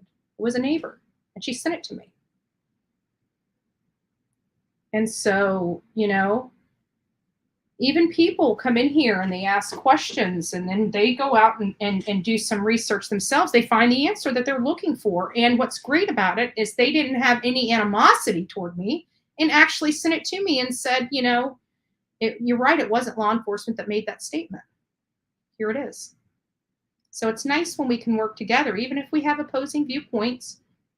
It's all about the information that's available, and it can't just be uncorroborated. I mean, we don't base our opinions in our how we feel about a case or what we feel is going on with the case based upon speculation. We actually look at what we have as firsthand knowledge. Speculation is sometimes good when somebody says, I heard this or I heard that. Well, who did you hear this or that from? And they tell you. And so you go to that source that they think this came from and you ask them, hey, what's up with this? And they'll tell you, oh, no, that's not what they said. That's not what I said. This is what I said. And you find out that what is being peddled is polar opposite of what they originally stated. And so that's what people don't understand. We're not sitting here just going through this stuff and making our minds up. If I have a question, I'm going to hunt down the person that has the answer, and I'm going to pick up the phone or meet them and ask them directly, what say you? And if it holds water, it holds water. If it doesn't, it doesn't. Yeah, Amy, I think we did discuss that because people were talking about, it was just one footprint. Why not more? Why not two? And so I think that right there could easily explain why there was only one, because maybe the ground was softer on one side than the other. So when they stepped on it, it made a deeper impression. And over time, that looks lighter because it's not as deep anymore, but the other one is now fully gone. And that would explain that why there was one footprint as opposed to more. No, Don, I actually went to, again, you're wrong. I actually went to the people, and that's not true. There was one footprint on one property, and there was one footprint on another property a quarter mile away. There was only a total of 2 footprints. One on one property, one on the other. Not footprints that were on Schulte Sr. I get where you're going with this. You want to blame somebody else like the Schultes. His son, which is responsible for the computer stuff, was not even in the area at the time this little girl went missing. So I see where you're going with this. You are completely off base, in my opinion. There has been no evidence for his son to even be in and around there. He was in Kingsport at the time this all transpired. His son was in Kingsport. No law enforcement has stated that. That was only stated by one of their neighbors in a post that I'm speaking of. Do you understand the difference of legitimate, reliable information versus speculation and hearsay? Okay? And just because a neighbor said a law enforcement told him this doesn't mean law enforcement told him this. Law enforcement has never come out with this information. This has been totally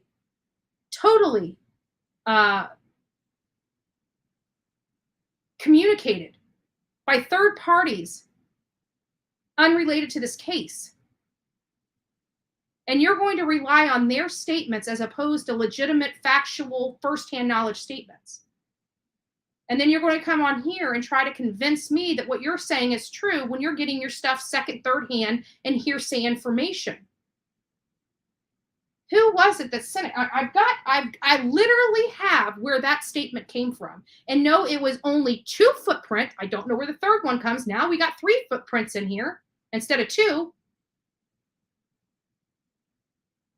But the person that posted it was the neighbor that you were referring to, and he specifically says there was 1 footprint here and 1 footprint a quarter mile away. It was on a group post, and I believe it was on Facebook, and it came from one of the neighbors out there in the Wells area, but it was not law enforcement. And outside of that post, no one has ever corroborated that information. And the information that was sent over from EquiSearch to law enforcement was not related to the case. Otherwise, it would clearly show an indication that there was an abductor. They would have came out and said, guys, we need you guys all to go look. We believe Summer Wells wandered off her property because we found this, this, and this out here on the property. If they truly believe she wandered off, why would law enforcement keep that a secret? They would want everybody being out looking for Summer Wells because they just found her footprint a quarter mile away. You did not get that from law enforcement. You didn't.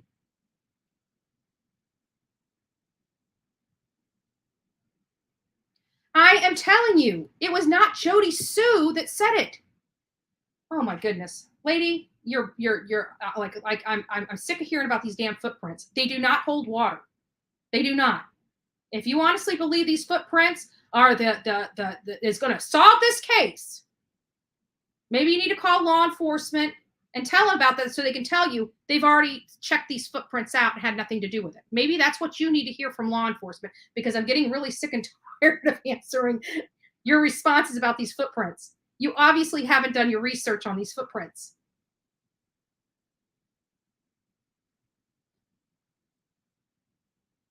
All right. I Don, you're on my nerves this much. Everybody has gone down this road. Everybody. Yes, ma'am.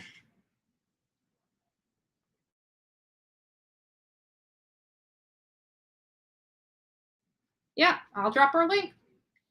Don, come up. We're going to let you come on up. Because I'm telling you, You're talking about stuff that has been debunked early on in this case.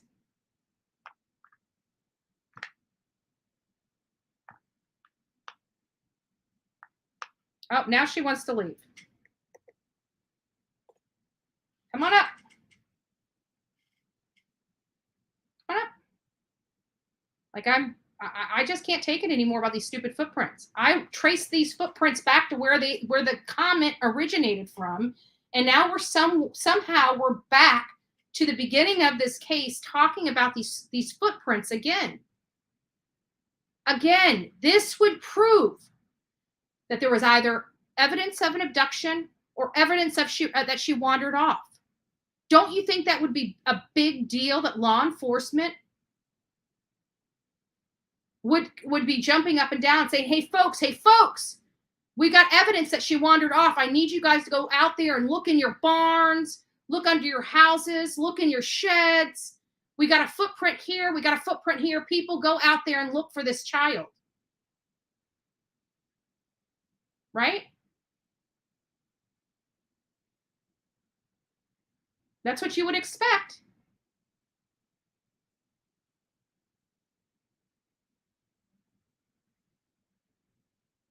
But okay, well then fine, Don, don't come up. But do you not see where that does not make sense? Why wouldn't law enforcement be screaming off the rooftops?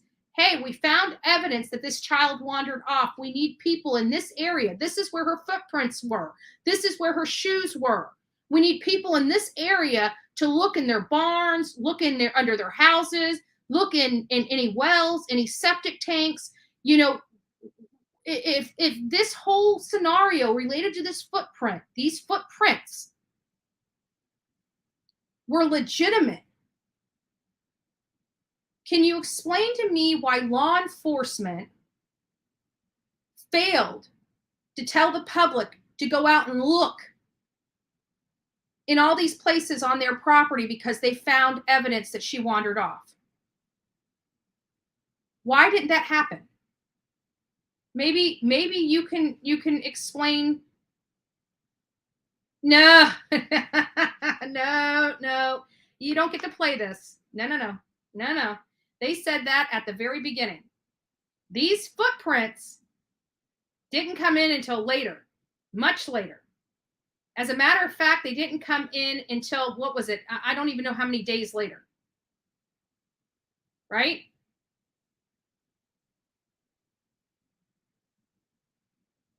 I'm sorry, Don, but you're bringing.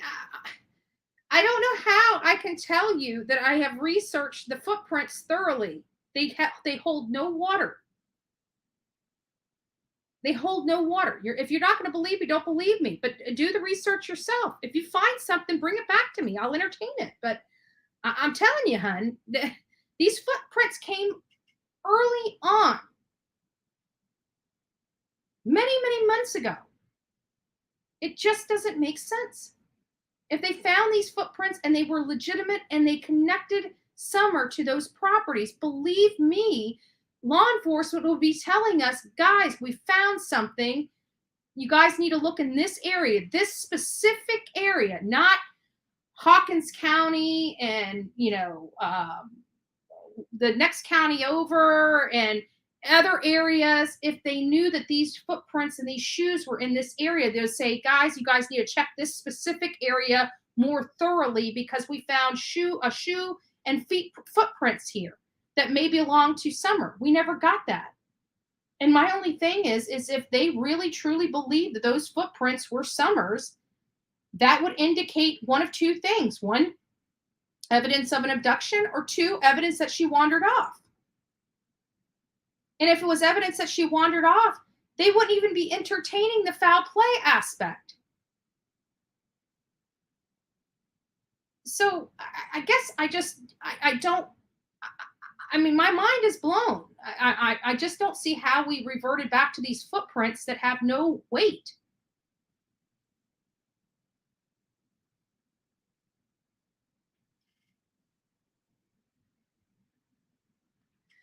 Now well, one of the girls brought this up early on, Justice for All. Not in this segment, but it was an earlier one, and they brought up the footprints, and I kind of said the same thing. Like, these footprints hold no water. If they did, why hasn't law enforcement come out and said anything about these footprints? And so this same person that I was having this, kind of a conversation back and forth on here related to these footprints actually went and dug it up and realized it was just a neighbor that posted something about these footprints and how they believed that they weren't related to any of their children because their children never go outside without shoes on, which we know what parents don't know doesn't kill them, right? And kids love running outside. I was never allowed outside without shoes on, but I guarantee my feet were muddy more times than once. But then you hear this and they're like, oh yeah, the law enforcement was here and it picked up her scent. If it picked up her scent, that seems really relevant. But we keep saying and hearing she never left that property. All the stuff reportedly was on that property while she was at the house. And even though she could have wandered off at this point a year later, we have to acknowledge that if she wandered off, she would have been found by now. There wouldn't, not a whole lot at this point a year later that could be found, but she would have been found in whatever condition she may be. And that hasn't happened. It's almost as if UFOs came down here, never seen again. And we all know that's not true. At least I hope we realize that's not true. I might even have some people coming in here. I can't believe you said that, Bullhorn Betty. UFOs exist. You horrible, horrible woman, you. Quit lying to us. I'll do what I think I did. This is how my problems start. See? Threw a perfectly good jewel away. It makes me wonder how many times I've done that.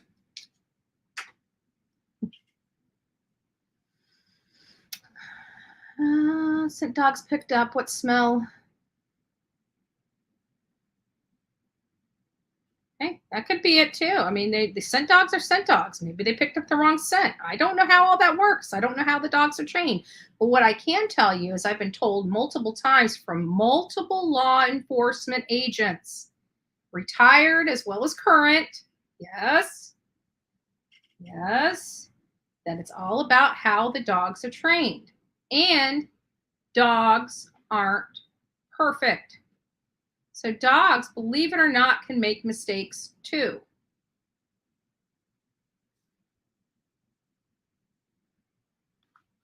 Yeah. And and somebody, it was a post. That's what created this whole thing. And people believe it because one neighbor put a post in a chat room on Facebook, and it spread like wildfire as if it was a true statement, if it was conclusive, as if law enforcement acknowledged it, and clearly they have not. So, everybody, it's crazy because everybody, when I say something, they're like, but law enforcement didn't say it.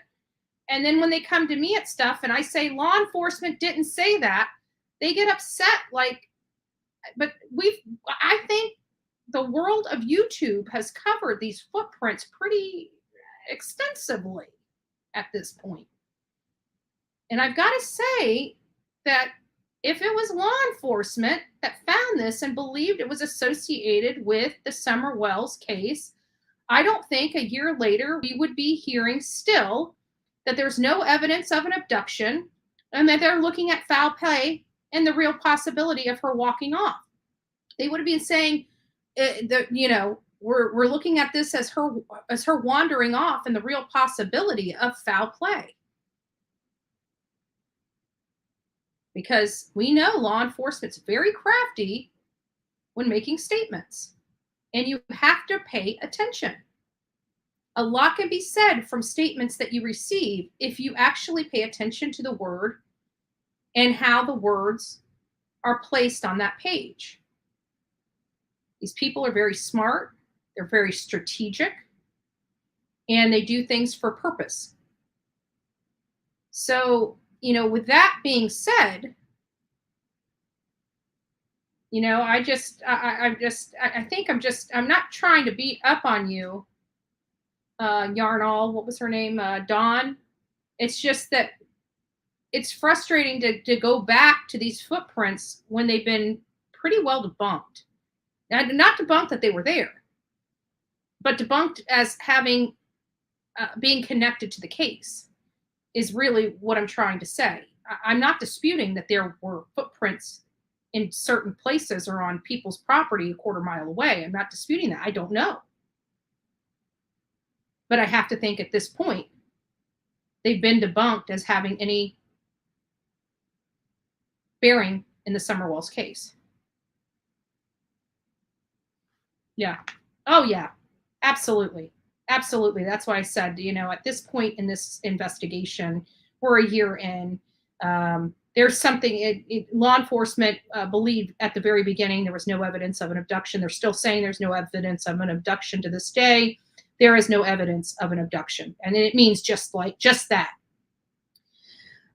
When law enforcement says there's no evidence, like there's no evidence of a crime, guess what? There's no evidence of a crime. No crime was committed, right? So if there's no evidence of an abduction, there's no evidence of an abduction. An abduction did not happen.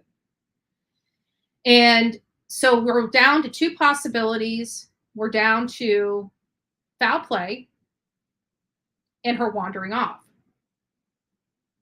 If we're looking at her wandering off with no shoes, at this point, we covered why I believe she would have been found, no matter what state she's in. Not state, physical state, but state of self, whatever state she's in, they would have found her by now. There's something out there. They found zero, as if she disappeared. She went up in smoke.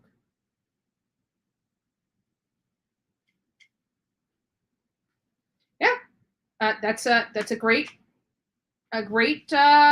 statement. I actually believe that as well.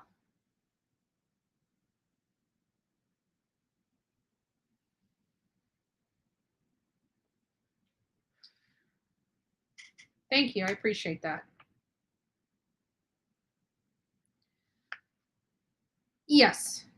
If you want my honest opinion, yes. I do. How extensive that is, I don't know. But yes, I do. Is she still? I don't know. A year later? There's a lot of stuff that people don't realize that goes on behind the scenes, especially when you have the FBI involved.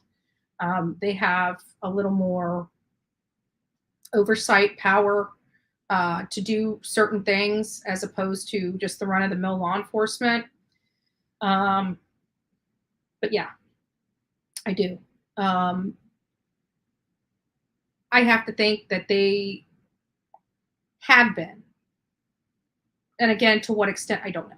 Is it just the phones? Is it the cars? Is it, I don't know. I don't know.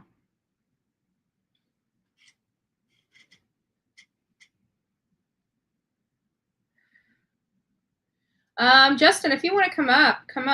Here, let me throw the link.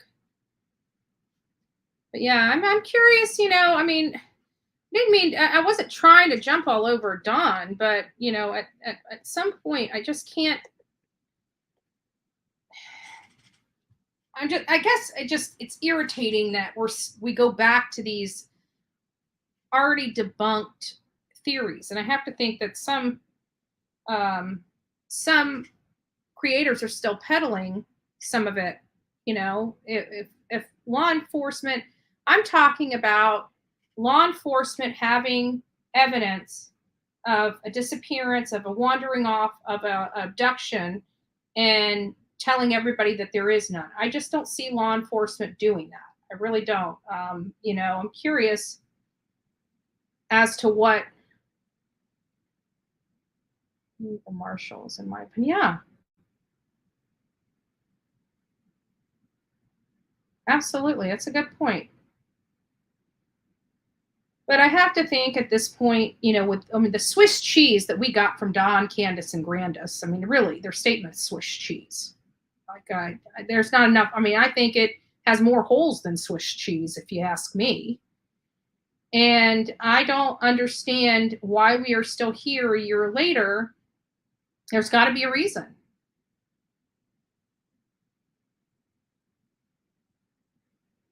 There's got to be a reason. Yeah. Connie Lynn, I'm there with you. I'm right there with you. We've got some pretty smart people. I know, they're looking at the maps. They're looking at the route, Candus and Don, where Candus was, where Don was. But there's a lot of questions I have. A lot of questions. Like, why did Don use the Subaru? And did he use the Subaru? Because it sounded like it was only later in the afternoon that somebody actually saw him in the Subaru, as opposed to being there in the morning, which may indicate him actually going home, changing out cars, having to set up his alibi. We heard that the boys were with him, which the boys worked with him many times. Would it be uncommon that he let his partner go the day before and needed help on a house, and the boys can, cover the screw holes in the drywall? Is it uncommon for them to have done that and helped them, bust through the day and get the finishing done and take them home? Something happened and he takes off in the red Subaru and throws all his tools in there for something.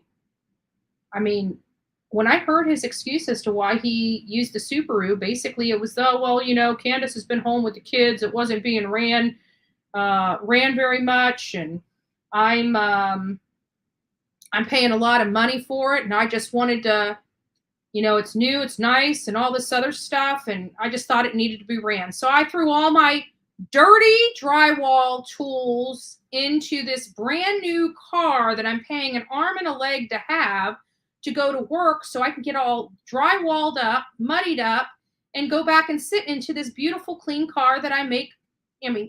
I'm paraphrasing. I'm emphasizing the stuff that's not being said, but you get my point. Like, who would use a new car for work and not just, it would be one thing if you were in construction and putting studs up and only had, the wood chips all over you.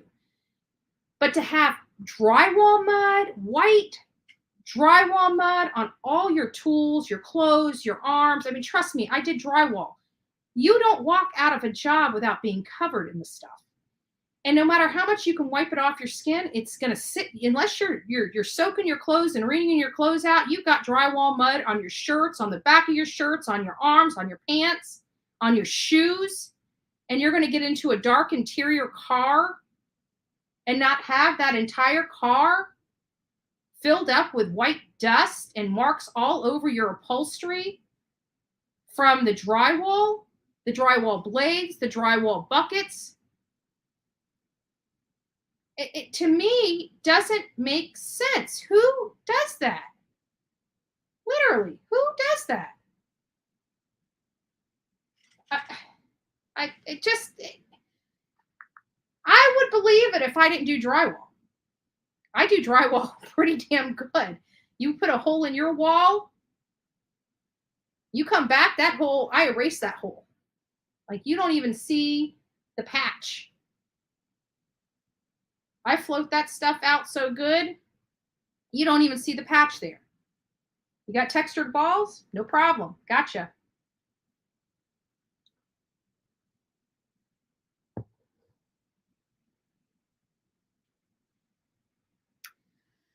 That comes back to it. Out of, the only person that came close to getting law enforcement physically on the record to say that Don and Candus passed their lie detector test was Ronnie Lawson. Brian Enton reported Ronnie Lawson said they passed the polygraph test, but Ronnie Lawson would not come on the record, physically, with that coming out of his mouth. And I have always wondered, did he just tell Brian Enton, hey, for the sake of argument, let's just say they passed the polygraph test, right? He didn't want to say they passed it on camera, so he just passed it on to Brian Enton to say for him, right? You would think that somebody that passed a polygraph test, they want everybody to know they passed the polygraph test, but law enforcement never came out. Not FBI, not TBI, not Hawkins County. You have not seen one law enforcement agent on camera state that they passed the polygraph test. The closest we've gotten is Brian Enton stating that Ronnie Lawson said they passed the polygraph test. I find that suspect. Police are allowed to lie. Justice is for all is absolutely correct. Absolutely correct.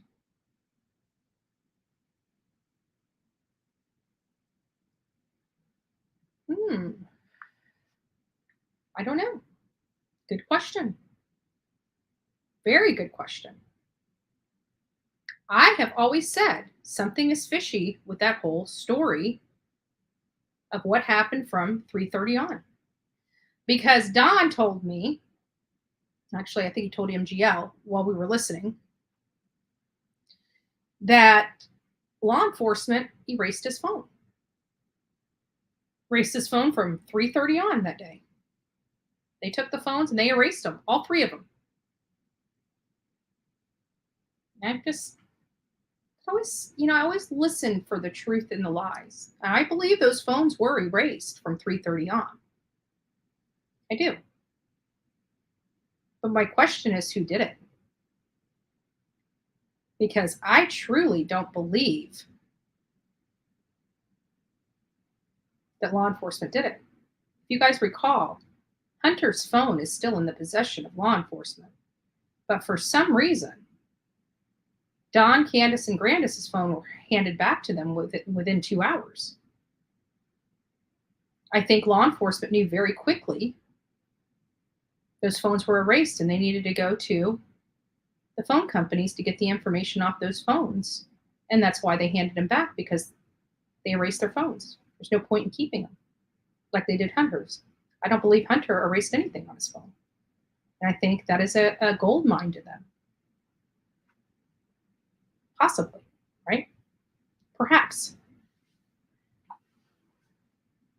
Perhaps.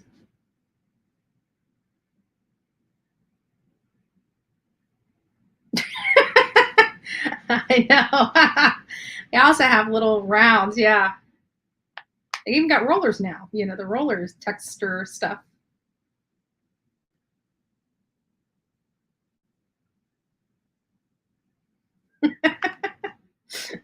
We're going back to, what was that, Silence of the Lambs? Sorry, on a tangent.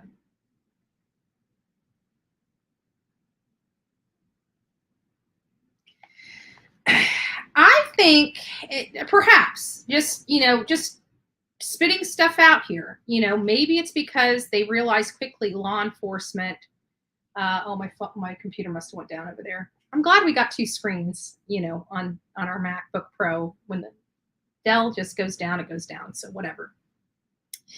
But perhaps maybe it was because they realized quickly law enforcement wasn't buying their stuff. Because you got to remember, a lot of things, we were out of the limelight of a lot of things that first 9 days, right?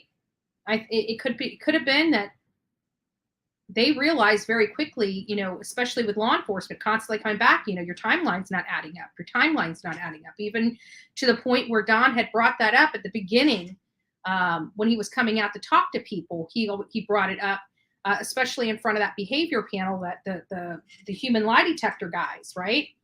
And he told them, he's like, even law enforcement said, we needed to work on the timeline. Some things didn't jive. He just kind of blew it off very nonchalant. And I have always wondered, is the reason why he came on YouTube and Facebook is because he realized quickly that law enforcement may not have been buying their story and wanted to get more people on board with it. And when he realized nobody was buying it, I think he was just kind of stuck.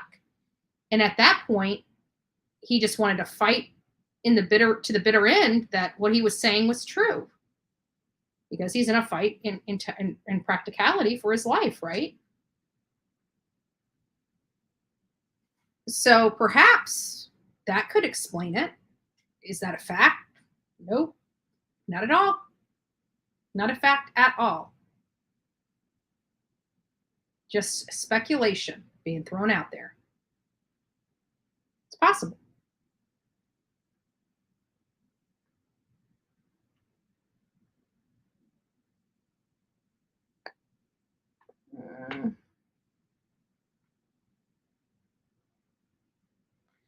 And a lot of people don't realize, but yes, this day and age, just about everything you have, because even with the prepaid phones, whether you pay with credit card or cash and buy the cards and stuff like that, you can be tracked. I can tell you, Walmart, many people don't know this, but Walmart has such a sophisticated surveillance system for their stores.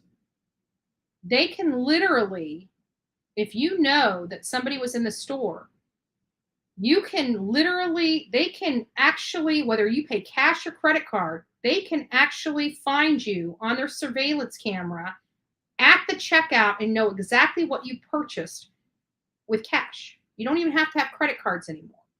And the reason why I say this is because when you purchase, whether it's a cash purchase or a credit card, and you buy a phone, if you notice on your receipt, it always has the phone, I think it's like the MIN number or whatever number it is. It actually prints that on your receipt. So they can pull that up. All they need is a cell phone's special number on it, the one that they use to hook the phone up to service. As long as they have that, they can order the records on that. And burner phones are not what they used to be when burner phones just came out. They were untraceable, and everything like that. That's not the case this day and age. I think that's a misconception, a wholly incorrect misconception that burner phones cannot be traced. They most definitely can be traced. It's just that it's a lot harder because your name, and actually, in all fairness, some people put their real name on their phone because they're prompted to type in their name, their address, their credit card information for update when you turn it on. Most people don't think I'm going to do some criminal activity. Let me assign my name as Mickey Mouse or Donald Duck. Many people don't think that way. Like when she turned that phone on, did she think she was going to have a missing daughter a few months later? Probably not.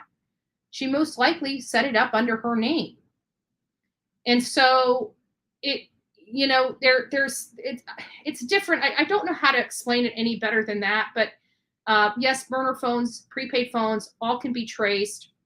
Even if you buy phone cards and load minutes on them, anything in this country related to cell phone activity of any kind, without a doubt, can and will be traced by law enforcement. And I don't think it matters with the burner phones like it once did. There's always a way to trace and track somebody using their cell phone data.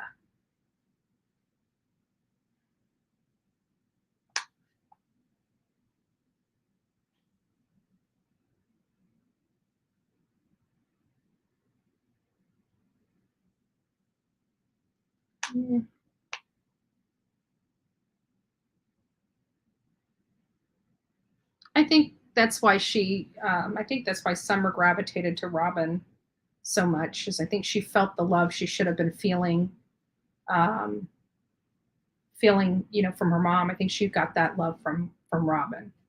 And people always try to say that their relationship was inappropriate. I didn't see that. What I saw? I saw Robin caring for and loving on a child that didn't give the love at home. I think Robin's heart bleeds every day that Summer's gone. And so we had somebody in here yesterday or the day before yesterday trying to say that Robin does not have that child.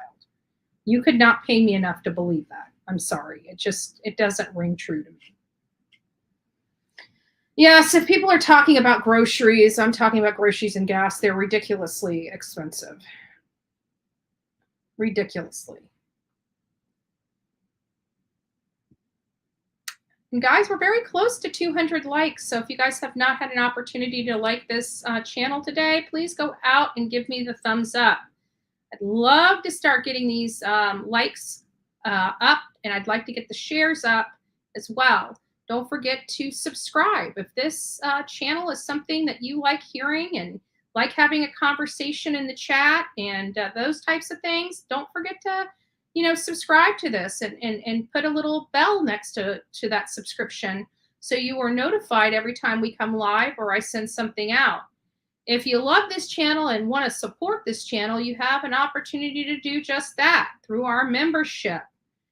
You can become a member to this channel. There's four categories there, from a bronze to a platinum. I may be changing those up since we kind of decided to go with coffee. Like, we are the coffee club. We are the clubbers. We are the coffee clubbers, So I think that, there's a lot of ways that you guys can participate. And if you want to support this channel, you can always go back and watch old videos that have the advertisements on it. Every time you watch an advertisement on any video that I have, you are helping financially support this channel.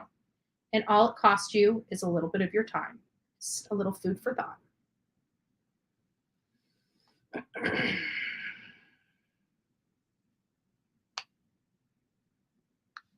Yeah, absolutely. Nice to see you, Melody. Nice to see you in here. But yeah, you're right. And I bring that up a lot, that for her to have gone to the hospital to drop her mom off at 8:00, they would have had to leave the house between 7 and 7:30, right? And so from 7 to 7:30 in the morning to 6:30 at night, when they called law enforcement to report Summer missing, there was not one comment out of anyone's mouth that anyone had eaten at all that day. Not one. She says she brought the groceries in. She divided the groceries with her mom. They put their groceries up, but she never once said, I stopped to feed Summer and the boys, a snack or some dinner or some lunch or nothing. She said nothing about that. Nothing. You know what she said? She said, yeah, and, after we did that, I hung out with the kids for a little bit, and washed laundry. So laundry was more important in that household that afternoon than feeding her 4 children.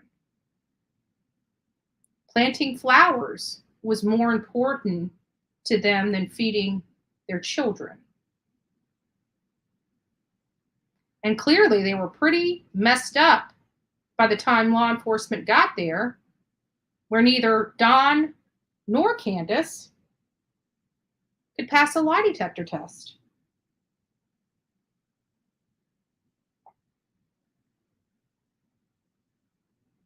It's too messed up.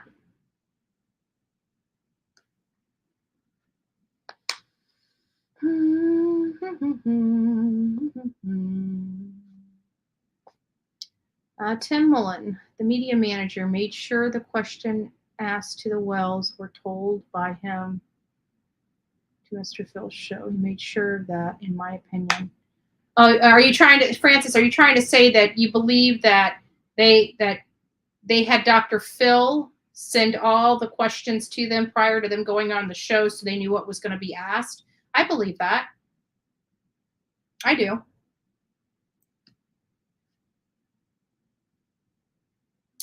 Let's see here.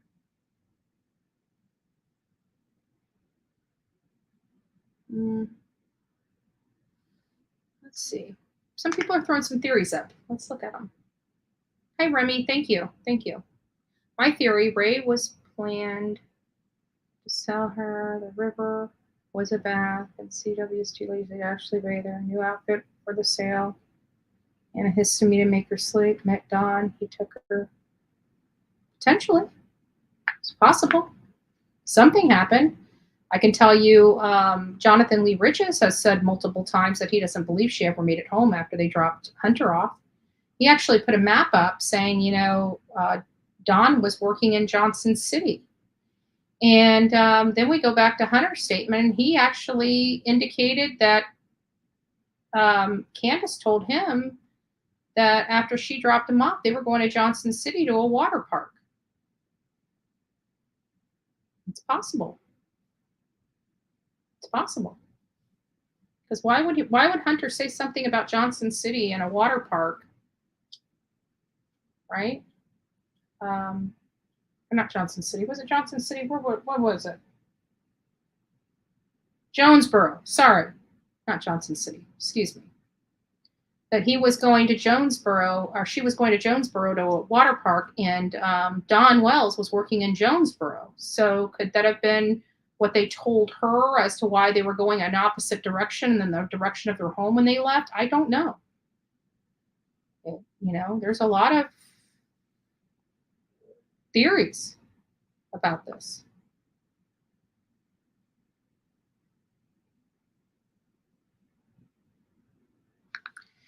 Yeah, I don't think it was, we've never alluded that we thought they deliberately did that. My theory has always been that an accident had happened, they got scared, and they covered it up. That has been my theory. What that accident was has, changed, from all the possibilities, from her, having the dry drowning to her heat exhaustion to, other possibilities, but they were very neglectful, so to speak. But definitely, I don't think we've ever, it is the possibility, because both of her parents are very violent, that something more sinister happened. But,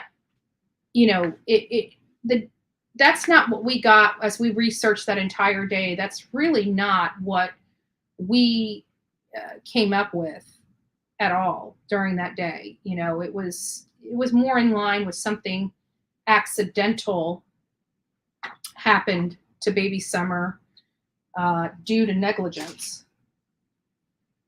And that's where my theory has mostly been. Is there a possibility that something more sinister could have happened? Yeah, of course there is. But that, even with the parents' violent background and all the multiple charges, that wasn't really what my thought process was based upon what we were able to see, feel, and touch while we were there. If that makes sense. So I'm there with you. I'm there with you in part.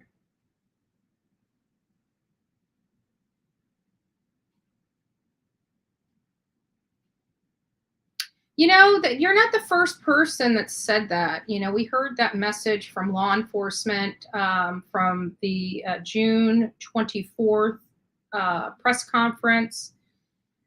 And then we heard, I was listening to the Chris McDonough interview, and he was saying, what happened to that tote, the thing that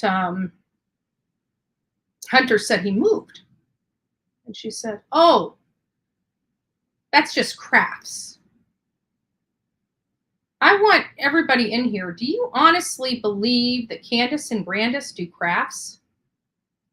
I have not met one person that has known anybody in that family to do crafts. So much crafts that you would have a Tupperware, big Tupperware container with a lid on it for your crafts. She said that. It was box crafts. When have we ever heard anybody in that household doing crafts? That was new.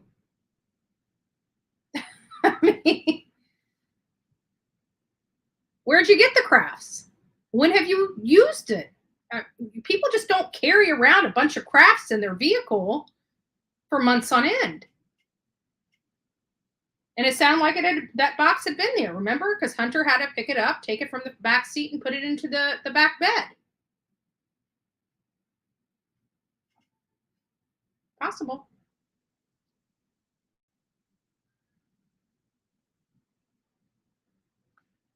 Yeah, possible. Definitely. The story with the Subaru just doesn't make sense. His explanation of why he was driving that Subaru, to me, doesn't make sense.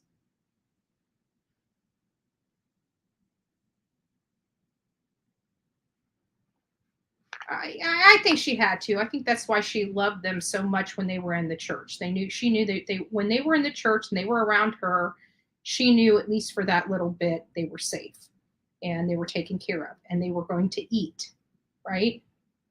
She knew that because when you're there on Saturdays, they have potlucks after church. So at least for that day, they knew that those kids would eat.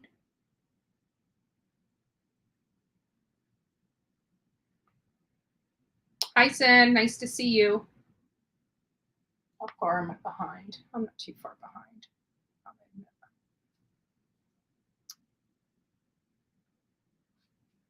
Texaholic? I don't know if Brandis made jewelry or not. That's the first I've heard of that. Never heard of Brandis making jewelry in the past. I can tell you the people that were in and around. Now maybe that came out on social media since this case started, but I can tell you nobody that we talked to ever stated she ever made jewelry or other crafts.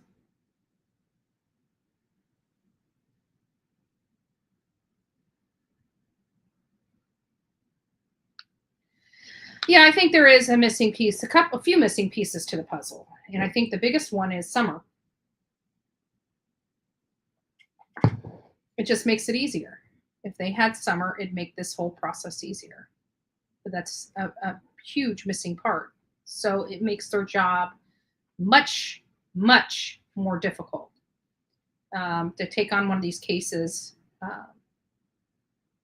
without the person. We all know that. We never know. And it is a crapshoot, too. I mean, there are many cases that are successfully prosecuted in absentia. Many, but not all.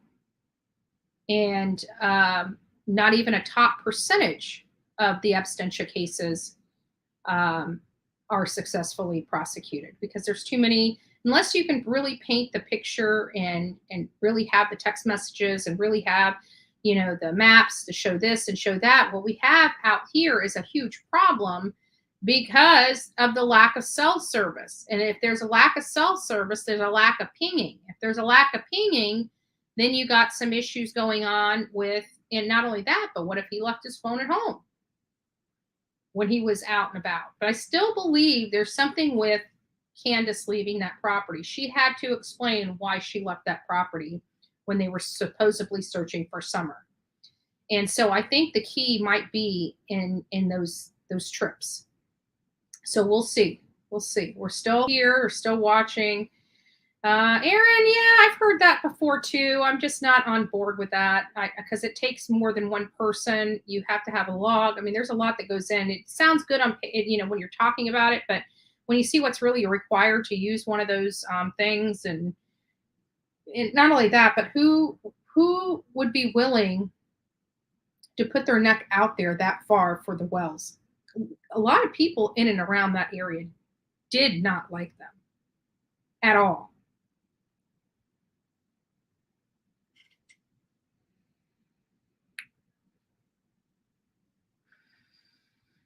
Yeah. It is strange. I have to give you that. And I think they're using the strategies of one to cover the other. I do. I think it's wholly odd. I fully think it's wholly odd. But again, I know we're kind of getting in on a tangent over here. This is about the 911 calls, which I think we proved. We proved that Candus could, one, use her phone to call 911. We have the 911 where it says 911. We have Grandis's phone number coming in, and we have Candus's phone number coming in. So at least that's one thing we've been able to dispute and show receipts that what she's saying happened that day as far as calling law enforcement has holes in it and needs to be scrutinized and clarified. Yeah.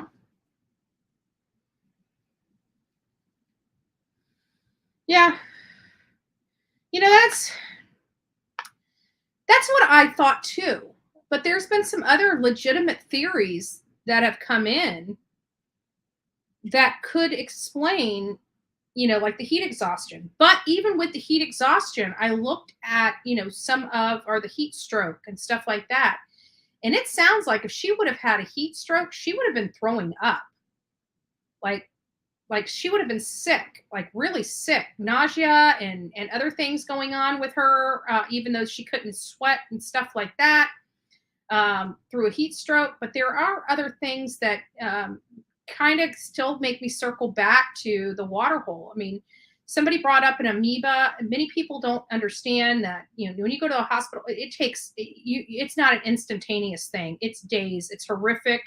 It's not a good way to go.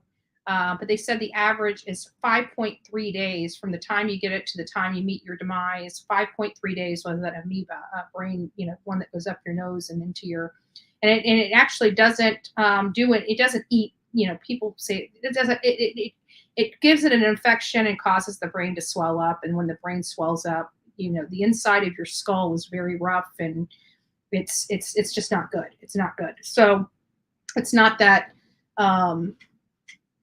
It's a parasite that causes brain swelling, basically. And it takes it's not something that you can get that day and go that day. Amoeba doesn't work that way. We've had enough around here in the state of Florida. State of Florida leads in this kind of thing. And I can tell you, I have not heard of one going out that quickly. It takes days.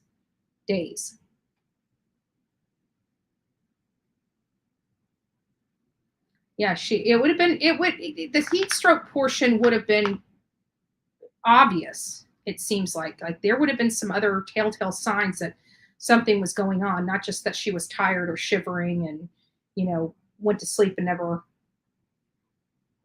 woke up.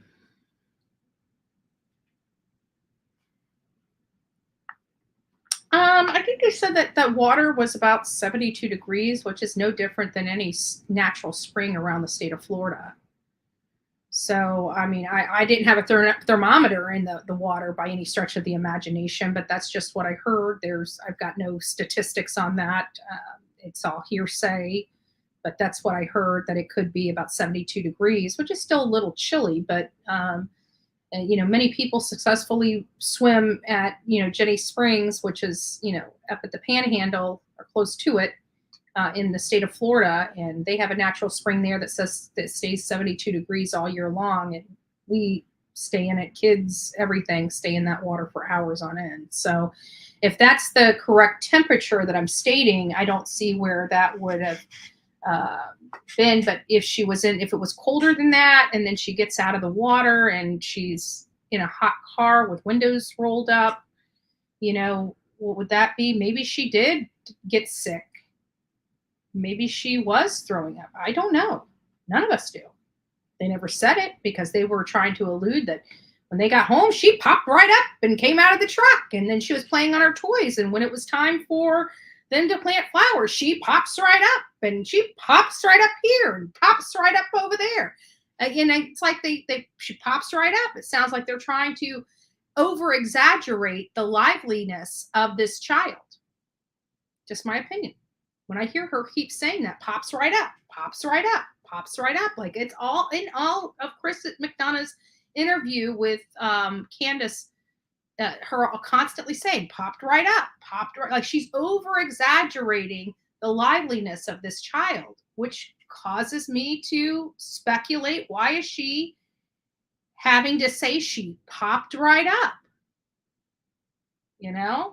Many people don't say she popped right up that many times in an interview. Yeah, we all heard it. But she said it. Oh, she kept saying every time anything referred that day, for whatever reason, every time anything referred to Summer, she was popping right up. Nothing wrong. She popped right up. Popped right up. Popped right up.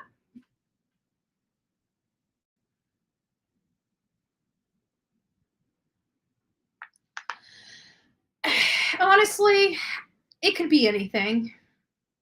I was more concerned, and actually, it wasn't that I was more concerned. It's just that people in the medical field told me it was more concerning seeing the purple cuticles and nail beds than the stain, because they told me early on there's no telling what it could be. It could be spilt juice. You know, they were looking at the orange drink right next door. It could have been orange drink that spilt there. It could have been this so-called Slurpee. Which, has anybody done the Slurpee challenge yet? Has anybody gone and bought a purple Slurpee and drank it and checked their mouth to see what it looked like? Does anybody have children? Go buy your child a purple Slurpee. Send me a picture of what they look like when they're done. I'm curious to see their finger. At 5 years old, I want a 5-year-old kid. If anybody has a 5-year-old kid, I won't share your child's face on the internet. If I have your permission to use it, I'll blur the face out or cover the face up, outside of the lips. I don't know how I'm going to do that. Maybe I'll just get the background eraser and erase everything but the lips, right? So, yeah. So if anybody has a child that is, and I don't want just any Slurpee. I want a Sonic purple grape Slurpee. Go to Sonic and get a Slurpee and Melody, do that. I want to see I want them, and take a picture of them. Like, I will literally erase, like, you'll see like hair and lips and fingers. Like, I will erase the entire face, because I don't know how to blur a face and keep the lips. Maybe there's a way to do that, but I don't know how to. So I'd really like to see what they're, have them drink the whole Slurpee. And when they're done, I want to check the lips. I want to see what their fingertips are like, and have them open their mouth and see what it looks like inside. I don't, it was too close. In my opinion, it was too close to the cuticles. I mean, if they were going to, and I agree with that, because if they were going to have any kind of staining, it would have been on the tips of the finger, as opposed to way back here near the cuticles. And not only that, but when you blew that picture up, you could see it was under the nail bed. It wasn't on top of it. You're not going to get purple Slurpee. I mean, your nail is stuck here. You're not going to get a purple slushy under your nail bed here. It was under the nail. It wasn't on top of the nail. It wasn't staining on top of the nail or near the cuticle. Some people are like, oh, well, she had purple nail polish on, a month or two before that was not purple nail polish. That was not purple nail polish. Anybody with purple nail polish, like, I took my red nail polish off, right? See how thin that is? It wasn't a centimeter. This is like a millimeter around my cuticles. Hers were all the way down here. It was all the way up there. And not only that, but you can clearly see there's a little bit of nail polish. I just did this last night. Just a little bit of nail polish. So if that's the standard, that doesn't make sense, because that doesn't look like it's up under my nail bed. That's sitting right on top of my nails. Hers looks like it's bruising up under the nail near the cuticle. So I don't believe that theory. Yeah, the mouth was closed, but I still want to see what the lips and the inside of the mouth look like. We don't know what we're going to get later down the road. So I'd like to get all of it now. If somebody's going to do the purple Slurpee from Sonic, I'd like to get as much information. We don't know what's going to be released down the road. And instead of having to do this twice, we might as well get it all done in one fell swoop, right? They're going to drink the purple Slurpee. I want to see what's be like the doctor. Open your mouth, say, ah. Right? I want to get it all. I want to get it all, just because we don't know what's going to come out in the future. And I'd rather have something to fall back on. You know, when stuff does come up, we can say, this is what this is supposed to look like. How do we know that they don't release something with their mouth open? We don't. We don't. So I'm very curious about that. Yeah, and actually it wasn't a picture, it was a video. People have taken that video and stopped it and got that one photo that we see. Some people have used, some really good technology to enhance that photo. But even going from the original photo, not the enhanced photo, you can still see very clearly that that purpling is up under the nail bed itself. It's not laying on top. It is under the nail. It's under the nail. I do have the milk video. I have to find it, but I do have the video itself, yes.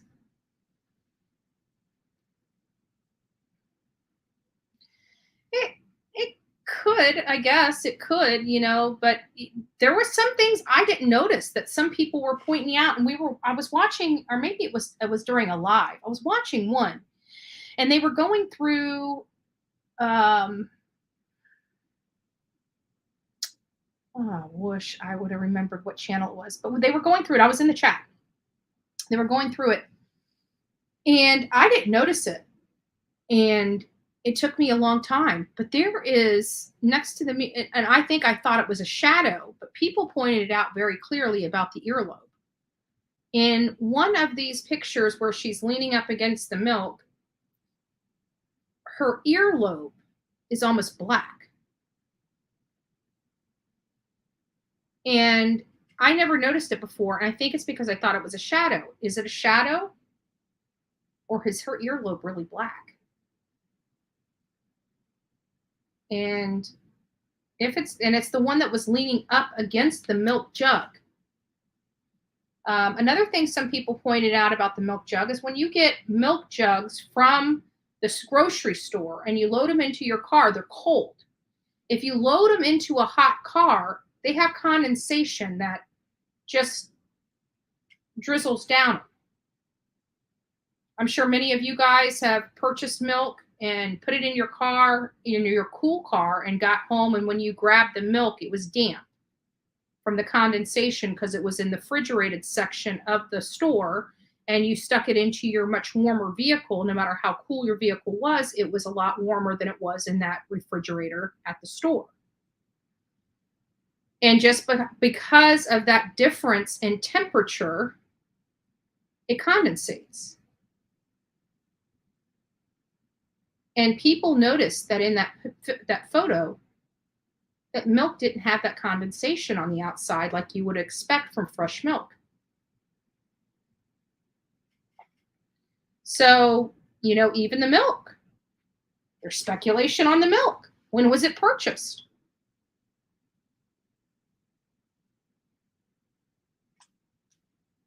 Yeah. Yeah. That's what I hear.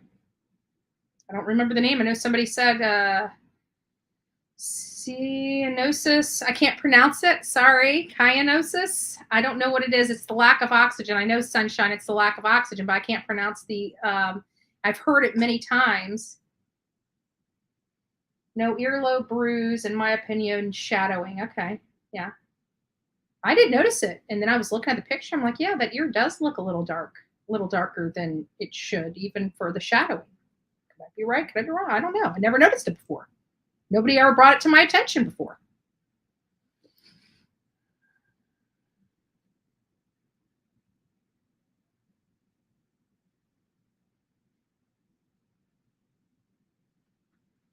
And anything under about that, because outside of Candus stating that she did everything she needed to do to make sure that Summer was able to go to kindergarten, including the paperwork for the school, nobody has ever corroborated that. Everybody has just taken Candus's statement as true.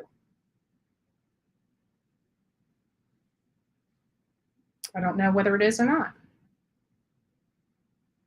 Yeah. Yeah. Eggs, yeah, Amy, yeah, get like that too. Yeah. But these are things, if it wasn't for people pointing out to me, I've looked at that photo 1,000 times. And believe it or not, people brought up the earlobe and brought up the condensation on the milk, the lack of condensation on the milk. I've looked at this photo 1,000 times and never noticed that. And it's kind of, everybody sees something a little different. It's nice to have, perspective.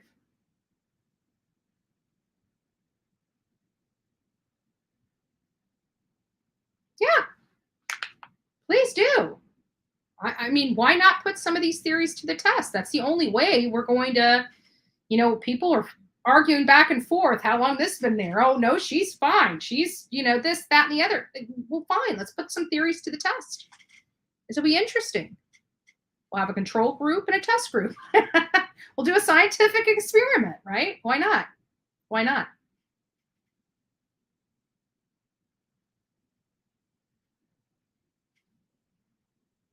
Yeah, and I promise you, if I do have permission to use the photos, I will, like I said, you'll see, I'll take the whole face off and just leave the lips and the tongue and stuff like that, so their anonymity can be protected. Yeah, there's a lot of, people are cyganosis. Did I say it right? Cyganosis, Amy? Cyanosis.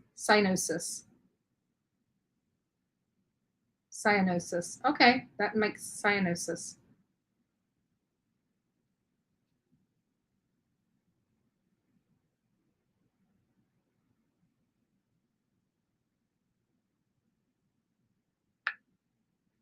Oh, wow.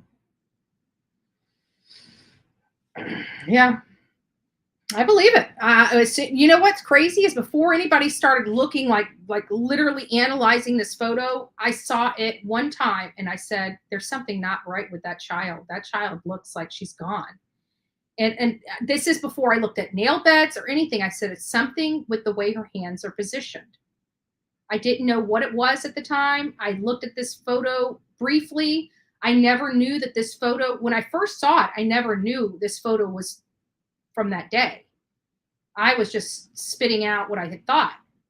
And come, full circle, I realized that this picture has a lot more to tell. But the very first, I'm telling you, the very, very first thought I had when I saw this photo was she was gone. And this is before I never even noticed the purple. It was people that brought all this stuff to my attention. And so in an abundance of caution, I sent that photo out to several people. This is back in November or December of last year. I sent it out to medical friends of mine, EMT. I did, I think 1 or 2 EMT, 1 doctor, and a few RNs and LPNs, because, some of the other people have to deal with death a little closer than some of these higher up people. So when I did that, I sent that out. Oh, and no, it was 2 doctors. And when I sent that out, that's where I got all my information. And they just kept looking at the hands and stuff like that. And they told me the spot was really insignificant. But I had no idea that picture was going to be so important. But when I saw it, I'm like, she looks dead there. I'm like, sorry, I hate to say that. She does.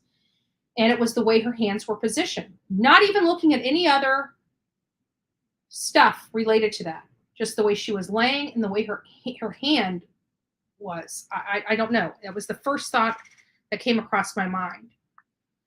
So, yeah, something didn't look right. Yeah. And then, of course, after you analyze it and analyze it and analyze, you start picking up this, you start picking up that. And even after all this analysis, then somebody else is like, there's no condensation on the milk. It's like, now you have another aspect that after looking at this one picture for hours and hours and hours, you still find something new every time you look at it.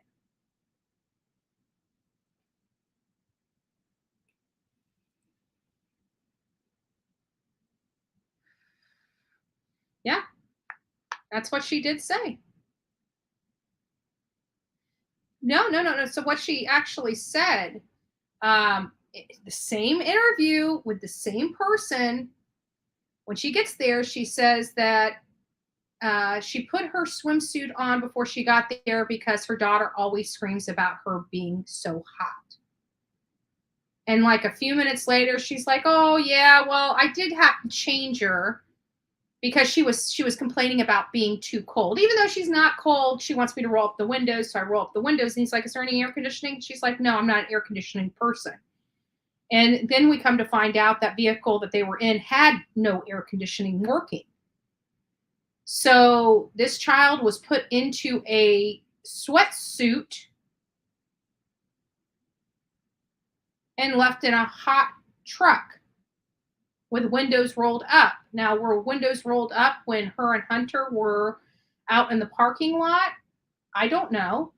He never stated one way or another whether they both sat out in that car or if they opened the doors to get some air inside the car. Right? We don't know. Yeah, I would too. I do not like the heat. I do not. I hate it. I did construction from the age of, gosh, I was riding on my dad's truck at the age of 2, handing him channel locks and wire strippers and, all this other stuff. And by the time I was 10, I was digging ditches. It was, I don't like the heat. I don't.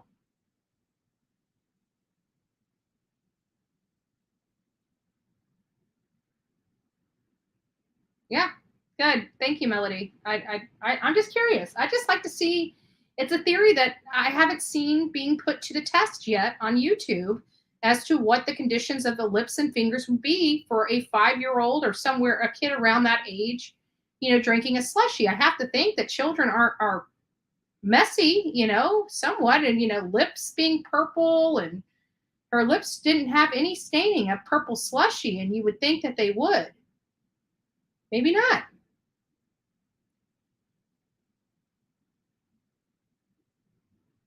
Okay, so you had the window open in the milk video. Okay, well, that's good to know. I would pass out from the heat with that outfit. Yeah, I don't know about that. I don't know about that. Like that whole thing with the, and then I'm like, when did they stop by to get this outfit? Why would they? We have to remember that when they went to this water hole, they stated to supposedly, this is all, so Hunter states that when Candus got to his house, they talked about going fishing, yet there were no fishing poles. Then they talked, well, we'll go by the swimming hole and let Summer swim. But I don't recall them stating that they had any towels. And then this outfit comes out that she changed her into. And I heard it was a brand new on one hand, I hear it's a brand new outfit they got from Walmart, but they never stated they stopped at Walmart to get this outfit. And then on the other hand, I heard that they had this outfit, which was supposed to be her outfit for her first day of school, in the truck. And I'm thinking, that doesn't make sense to me because, we bought the grandkids as well as the kids clothes for their first day of school. And one of the first things we did when we got the clothes is we brought them in the house, washed them, and hung them up in the closet. And actually put the clothes, the outfits into the order for that first week of how they wanted to wear them. So I'm very confused when it comes to that aspect, and that hasn't been clarified ever that I've heard. Maybe it is on somebody's channel. There's so many interviews these parents have given over at the beginning. I haven't found them all yet. I'm curious if they've been locked into a statement on that.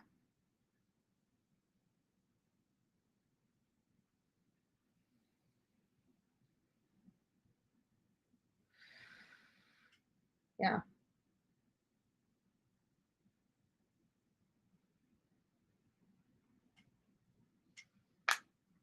Yeah. But I'm wondering, how could she have it so readily available in the truck? You would think if she bought it days ago, it would have already been in the house.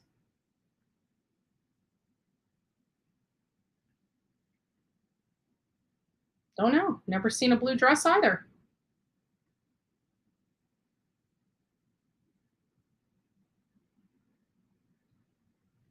That doesn't even make sense that doesn't make sense at all. Like, who goes swimming why would you go through all of the wet clothes and stuff like that for a few minutes in the water? It just doesn't ring true. But a lot of the statements Candus made does not ring true for me. Like how it takes, 30 to 50 minutes to plant 3 small cactuses in dirt with weeds in it. It's like it's a scoop, put in, pat down, scoop, put in, pat down, scoop, put in, pat down. I don't see it taking 30 minutes to an hour to plant 3 small cactuses in those big old pots. It doesn't ring true. Good point. More stuff to add to the it don't make sense category, right? Doesn't make sense. So, all right, kiddos. Well, we're at the top of 3 hours. You guys got to see me a little longer than you usually do. So it was fun. I don't know what we're going to be talking about tomorrow. I have to do some work on what our discussions will be tomorrow. I had a whole other thing set up that I promised I would get to this evening about the drama aspect, but we talked about Summer this whole time that we're going to have to wait. Maybe that's what we'll talk about on Monday. And guys, don't forget, the members only video will be coming out here in just a little bit, related to my video from yesterday, with the shocking news of who we found. This person is going to deny, but I can tell you it is. And so don't forget to go through the channel and watch videos you haven't watched. And for every video that you watch that has a commercial in it, you are helping support this channel, and it's costing nothing to you except just a little bit of your time. So I appreciate all the love. I appreciate all the support. This was a great chat today. We covered a lot. And we were able to debunk the 911 theory. Why she threw her phone down. Was it necessary? I say it wasn't.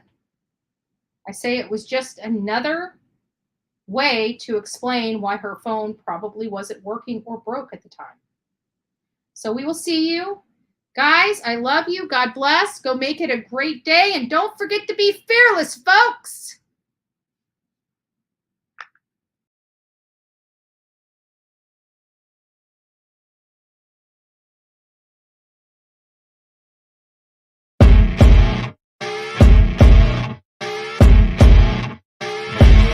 As you wake up in the morning, you want to find the latest, greatest information about criminal cases and have an intuitive conversation about the suspects associated with these cases. Head over to Bullhorn Betty channel on YouTube.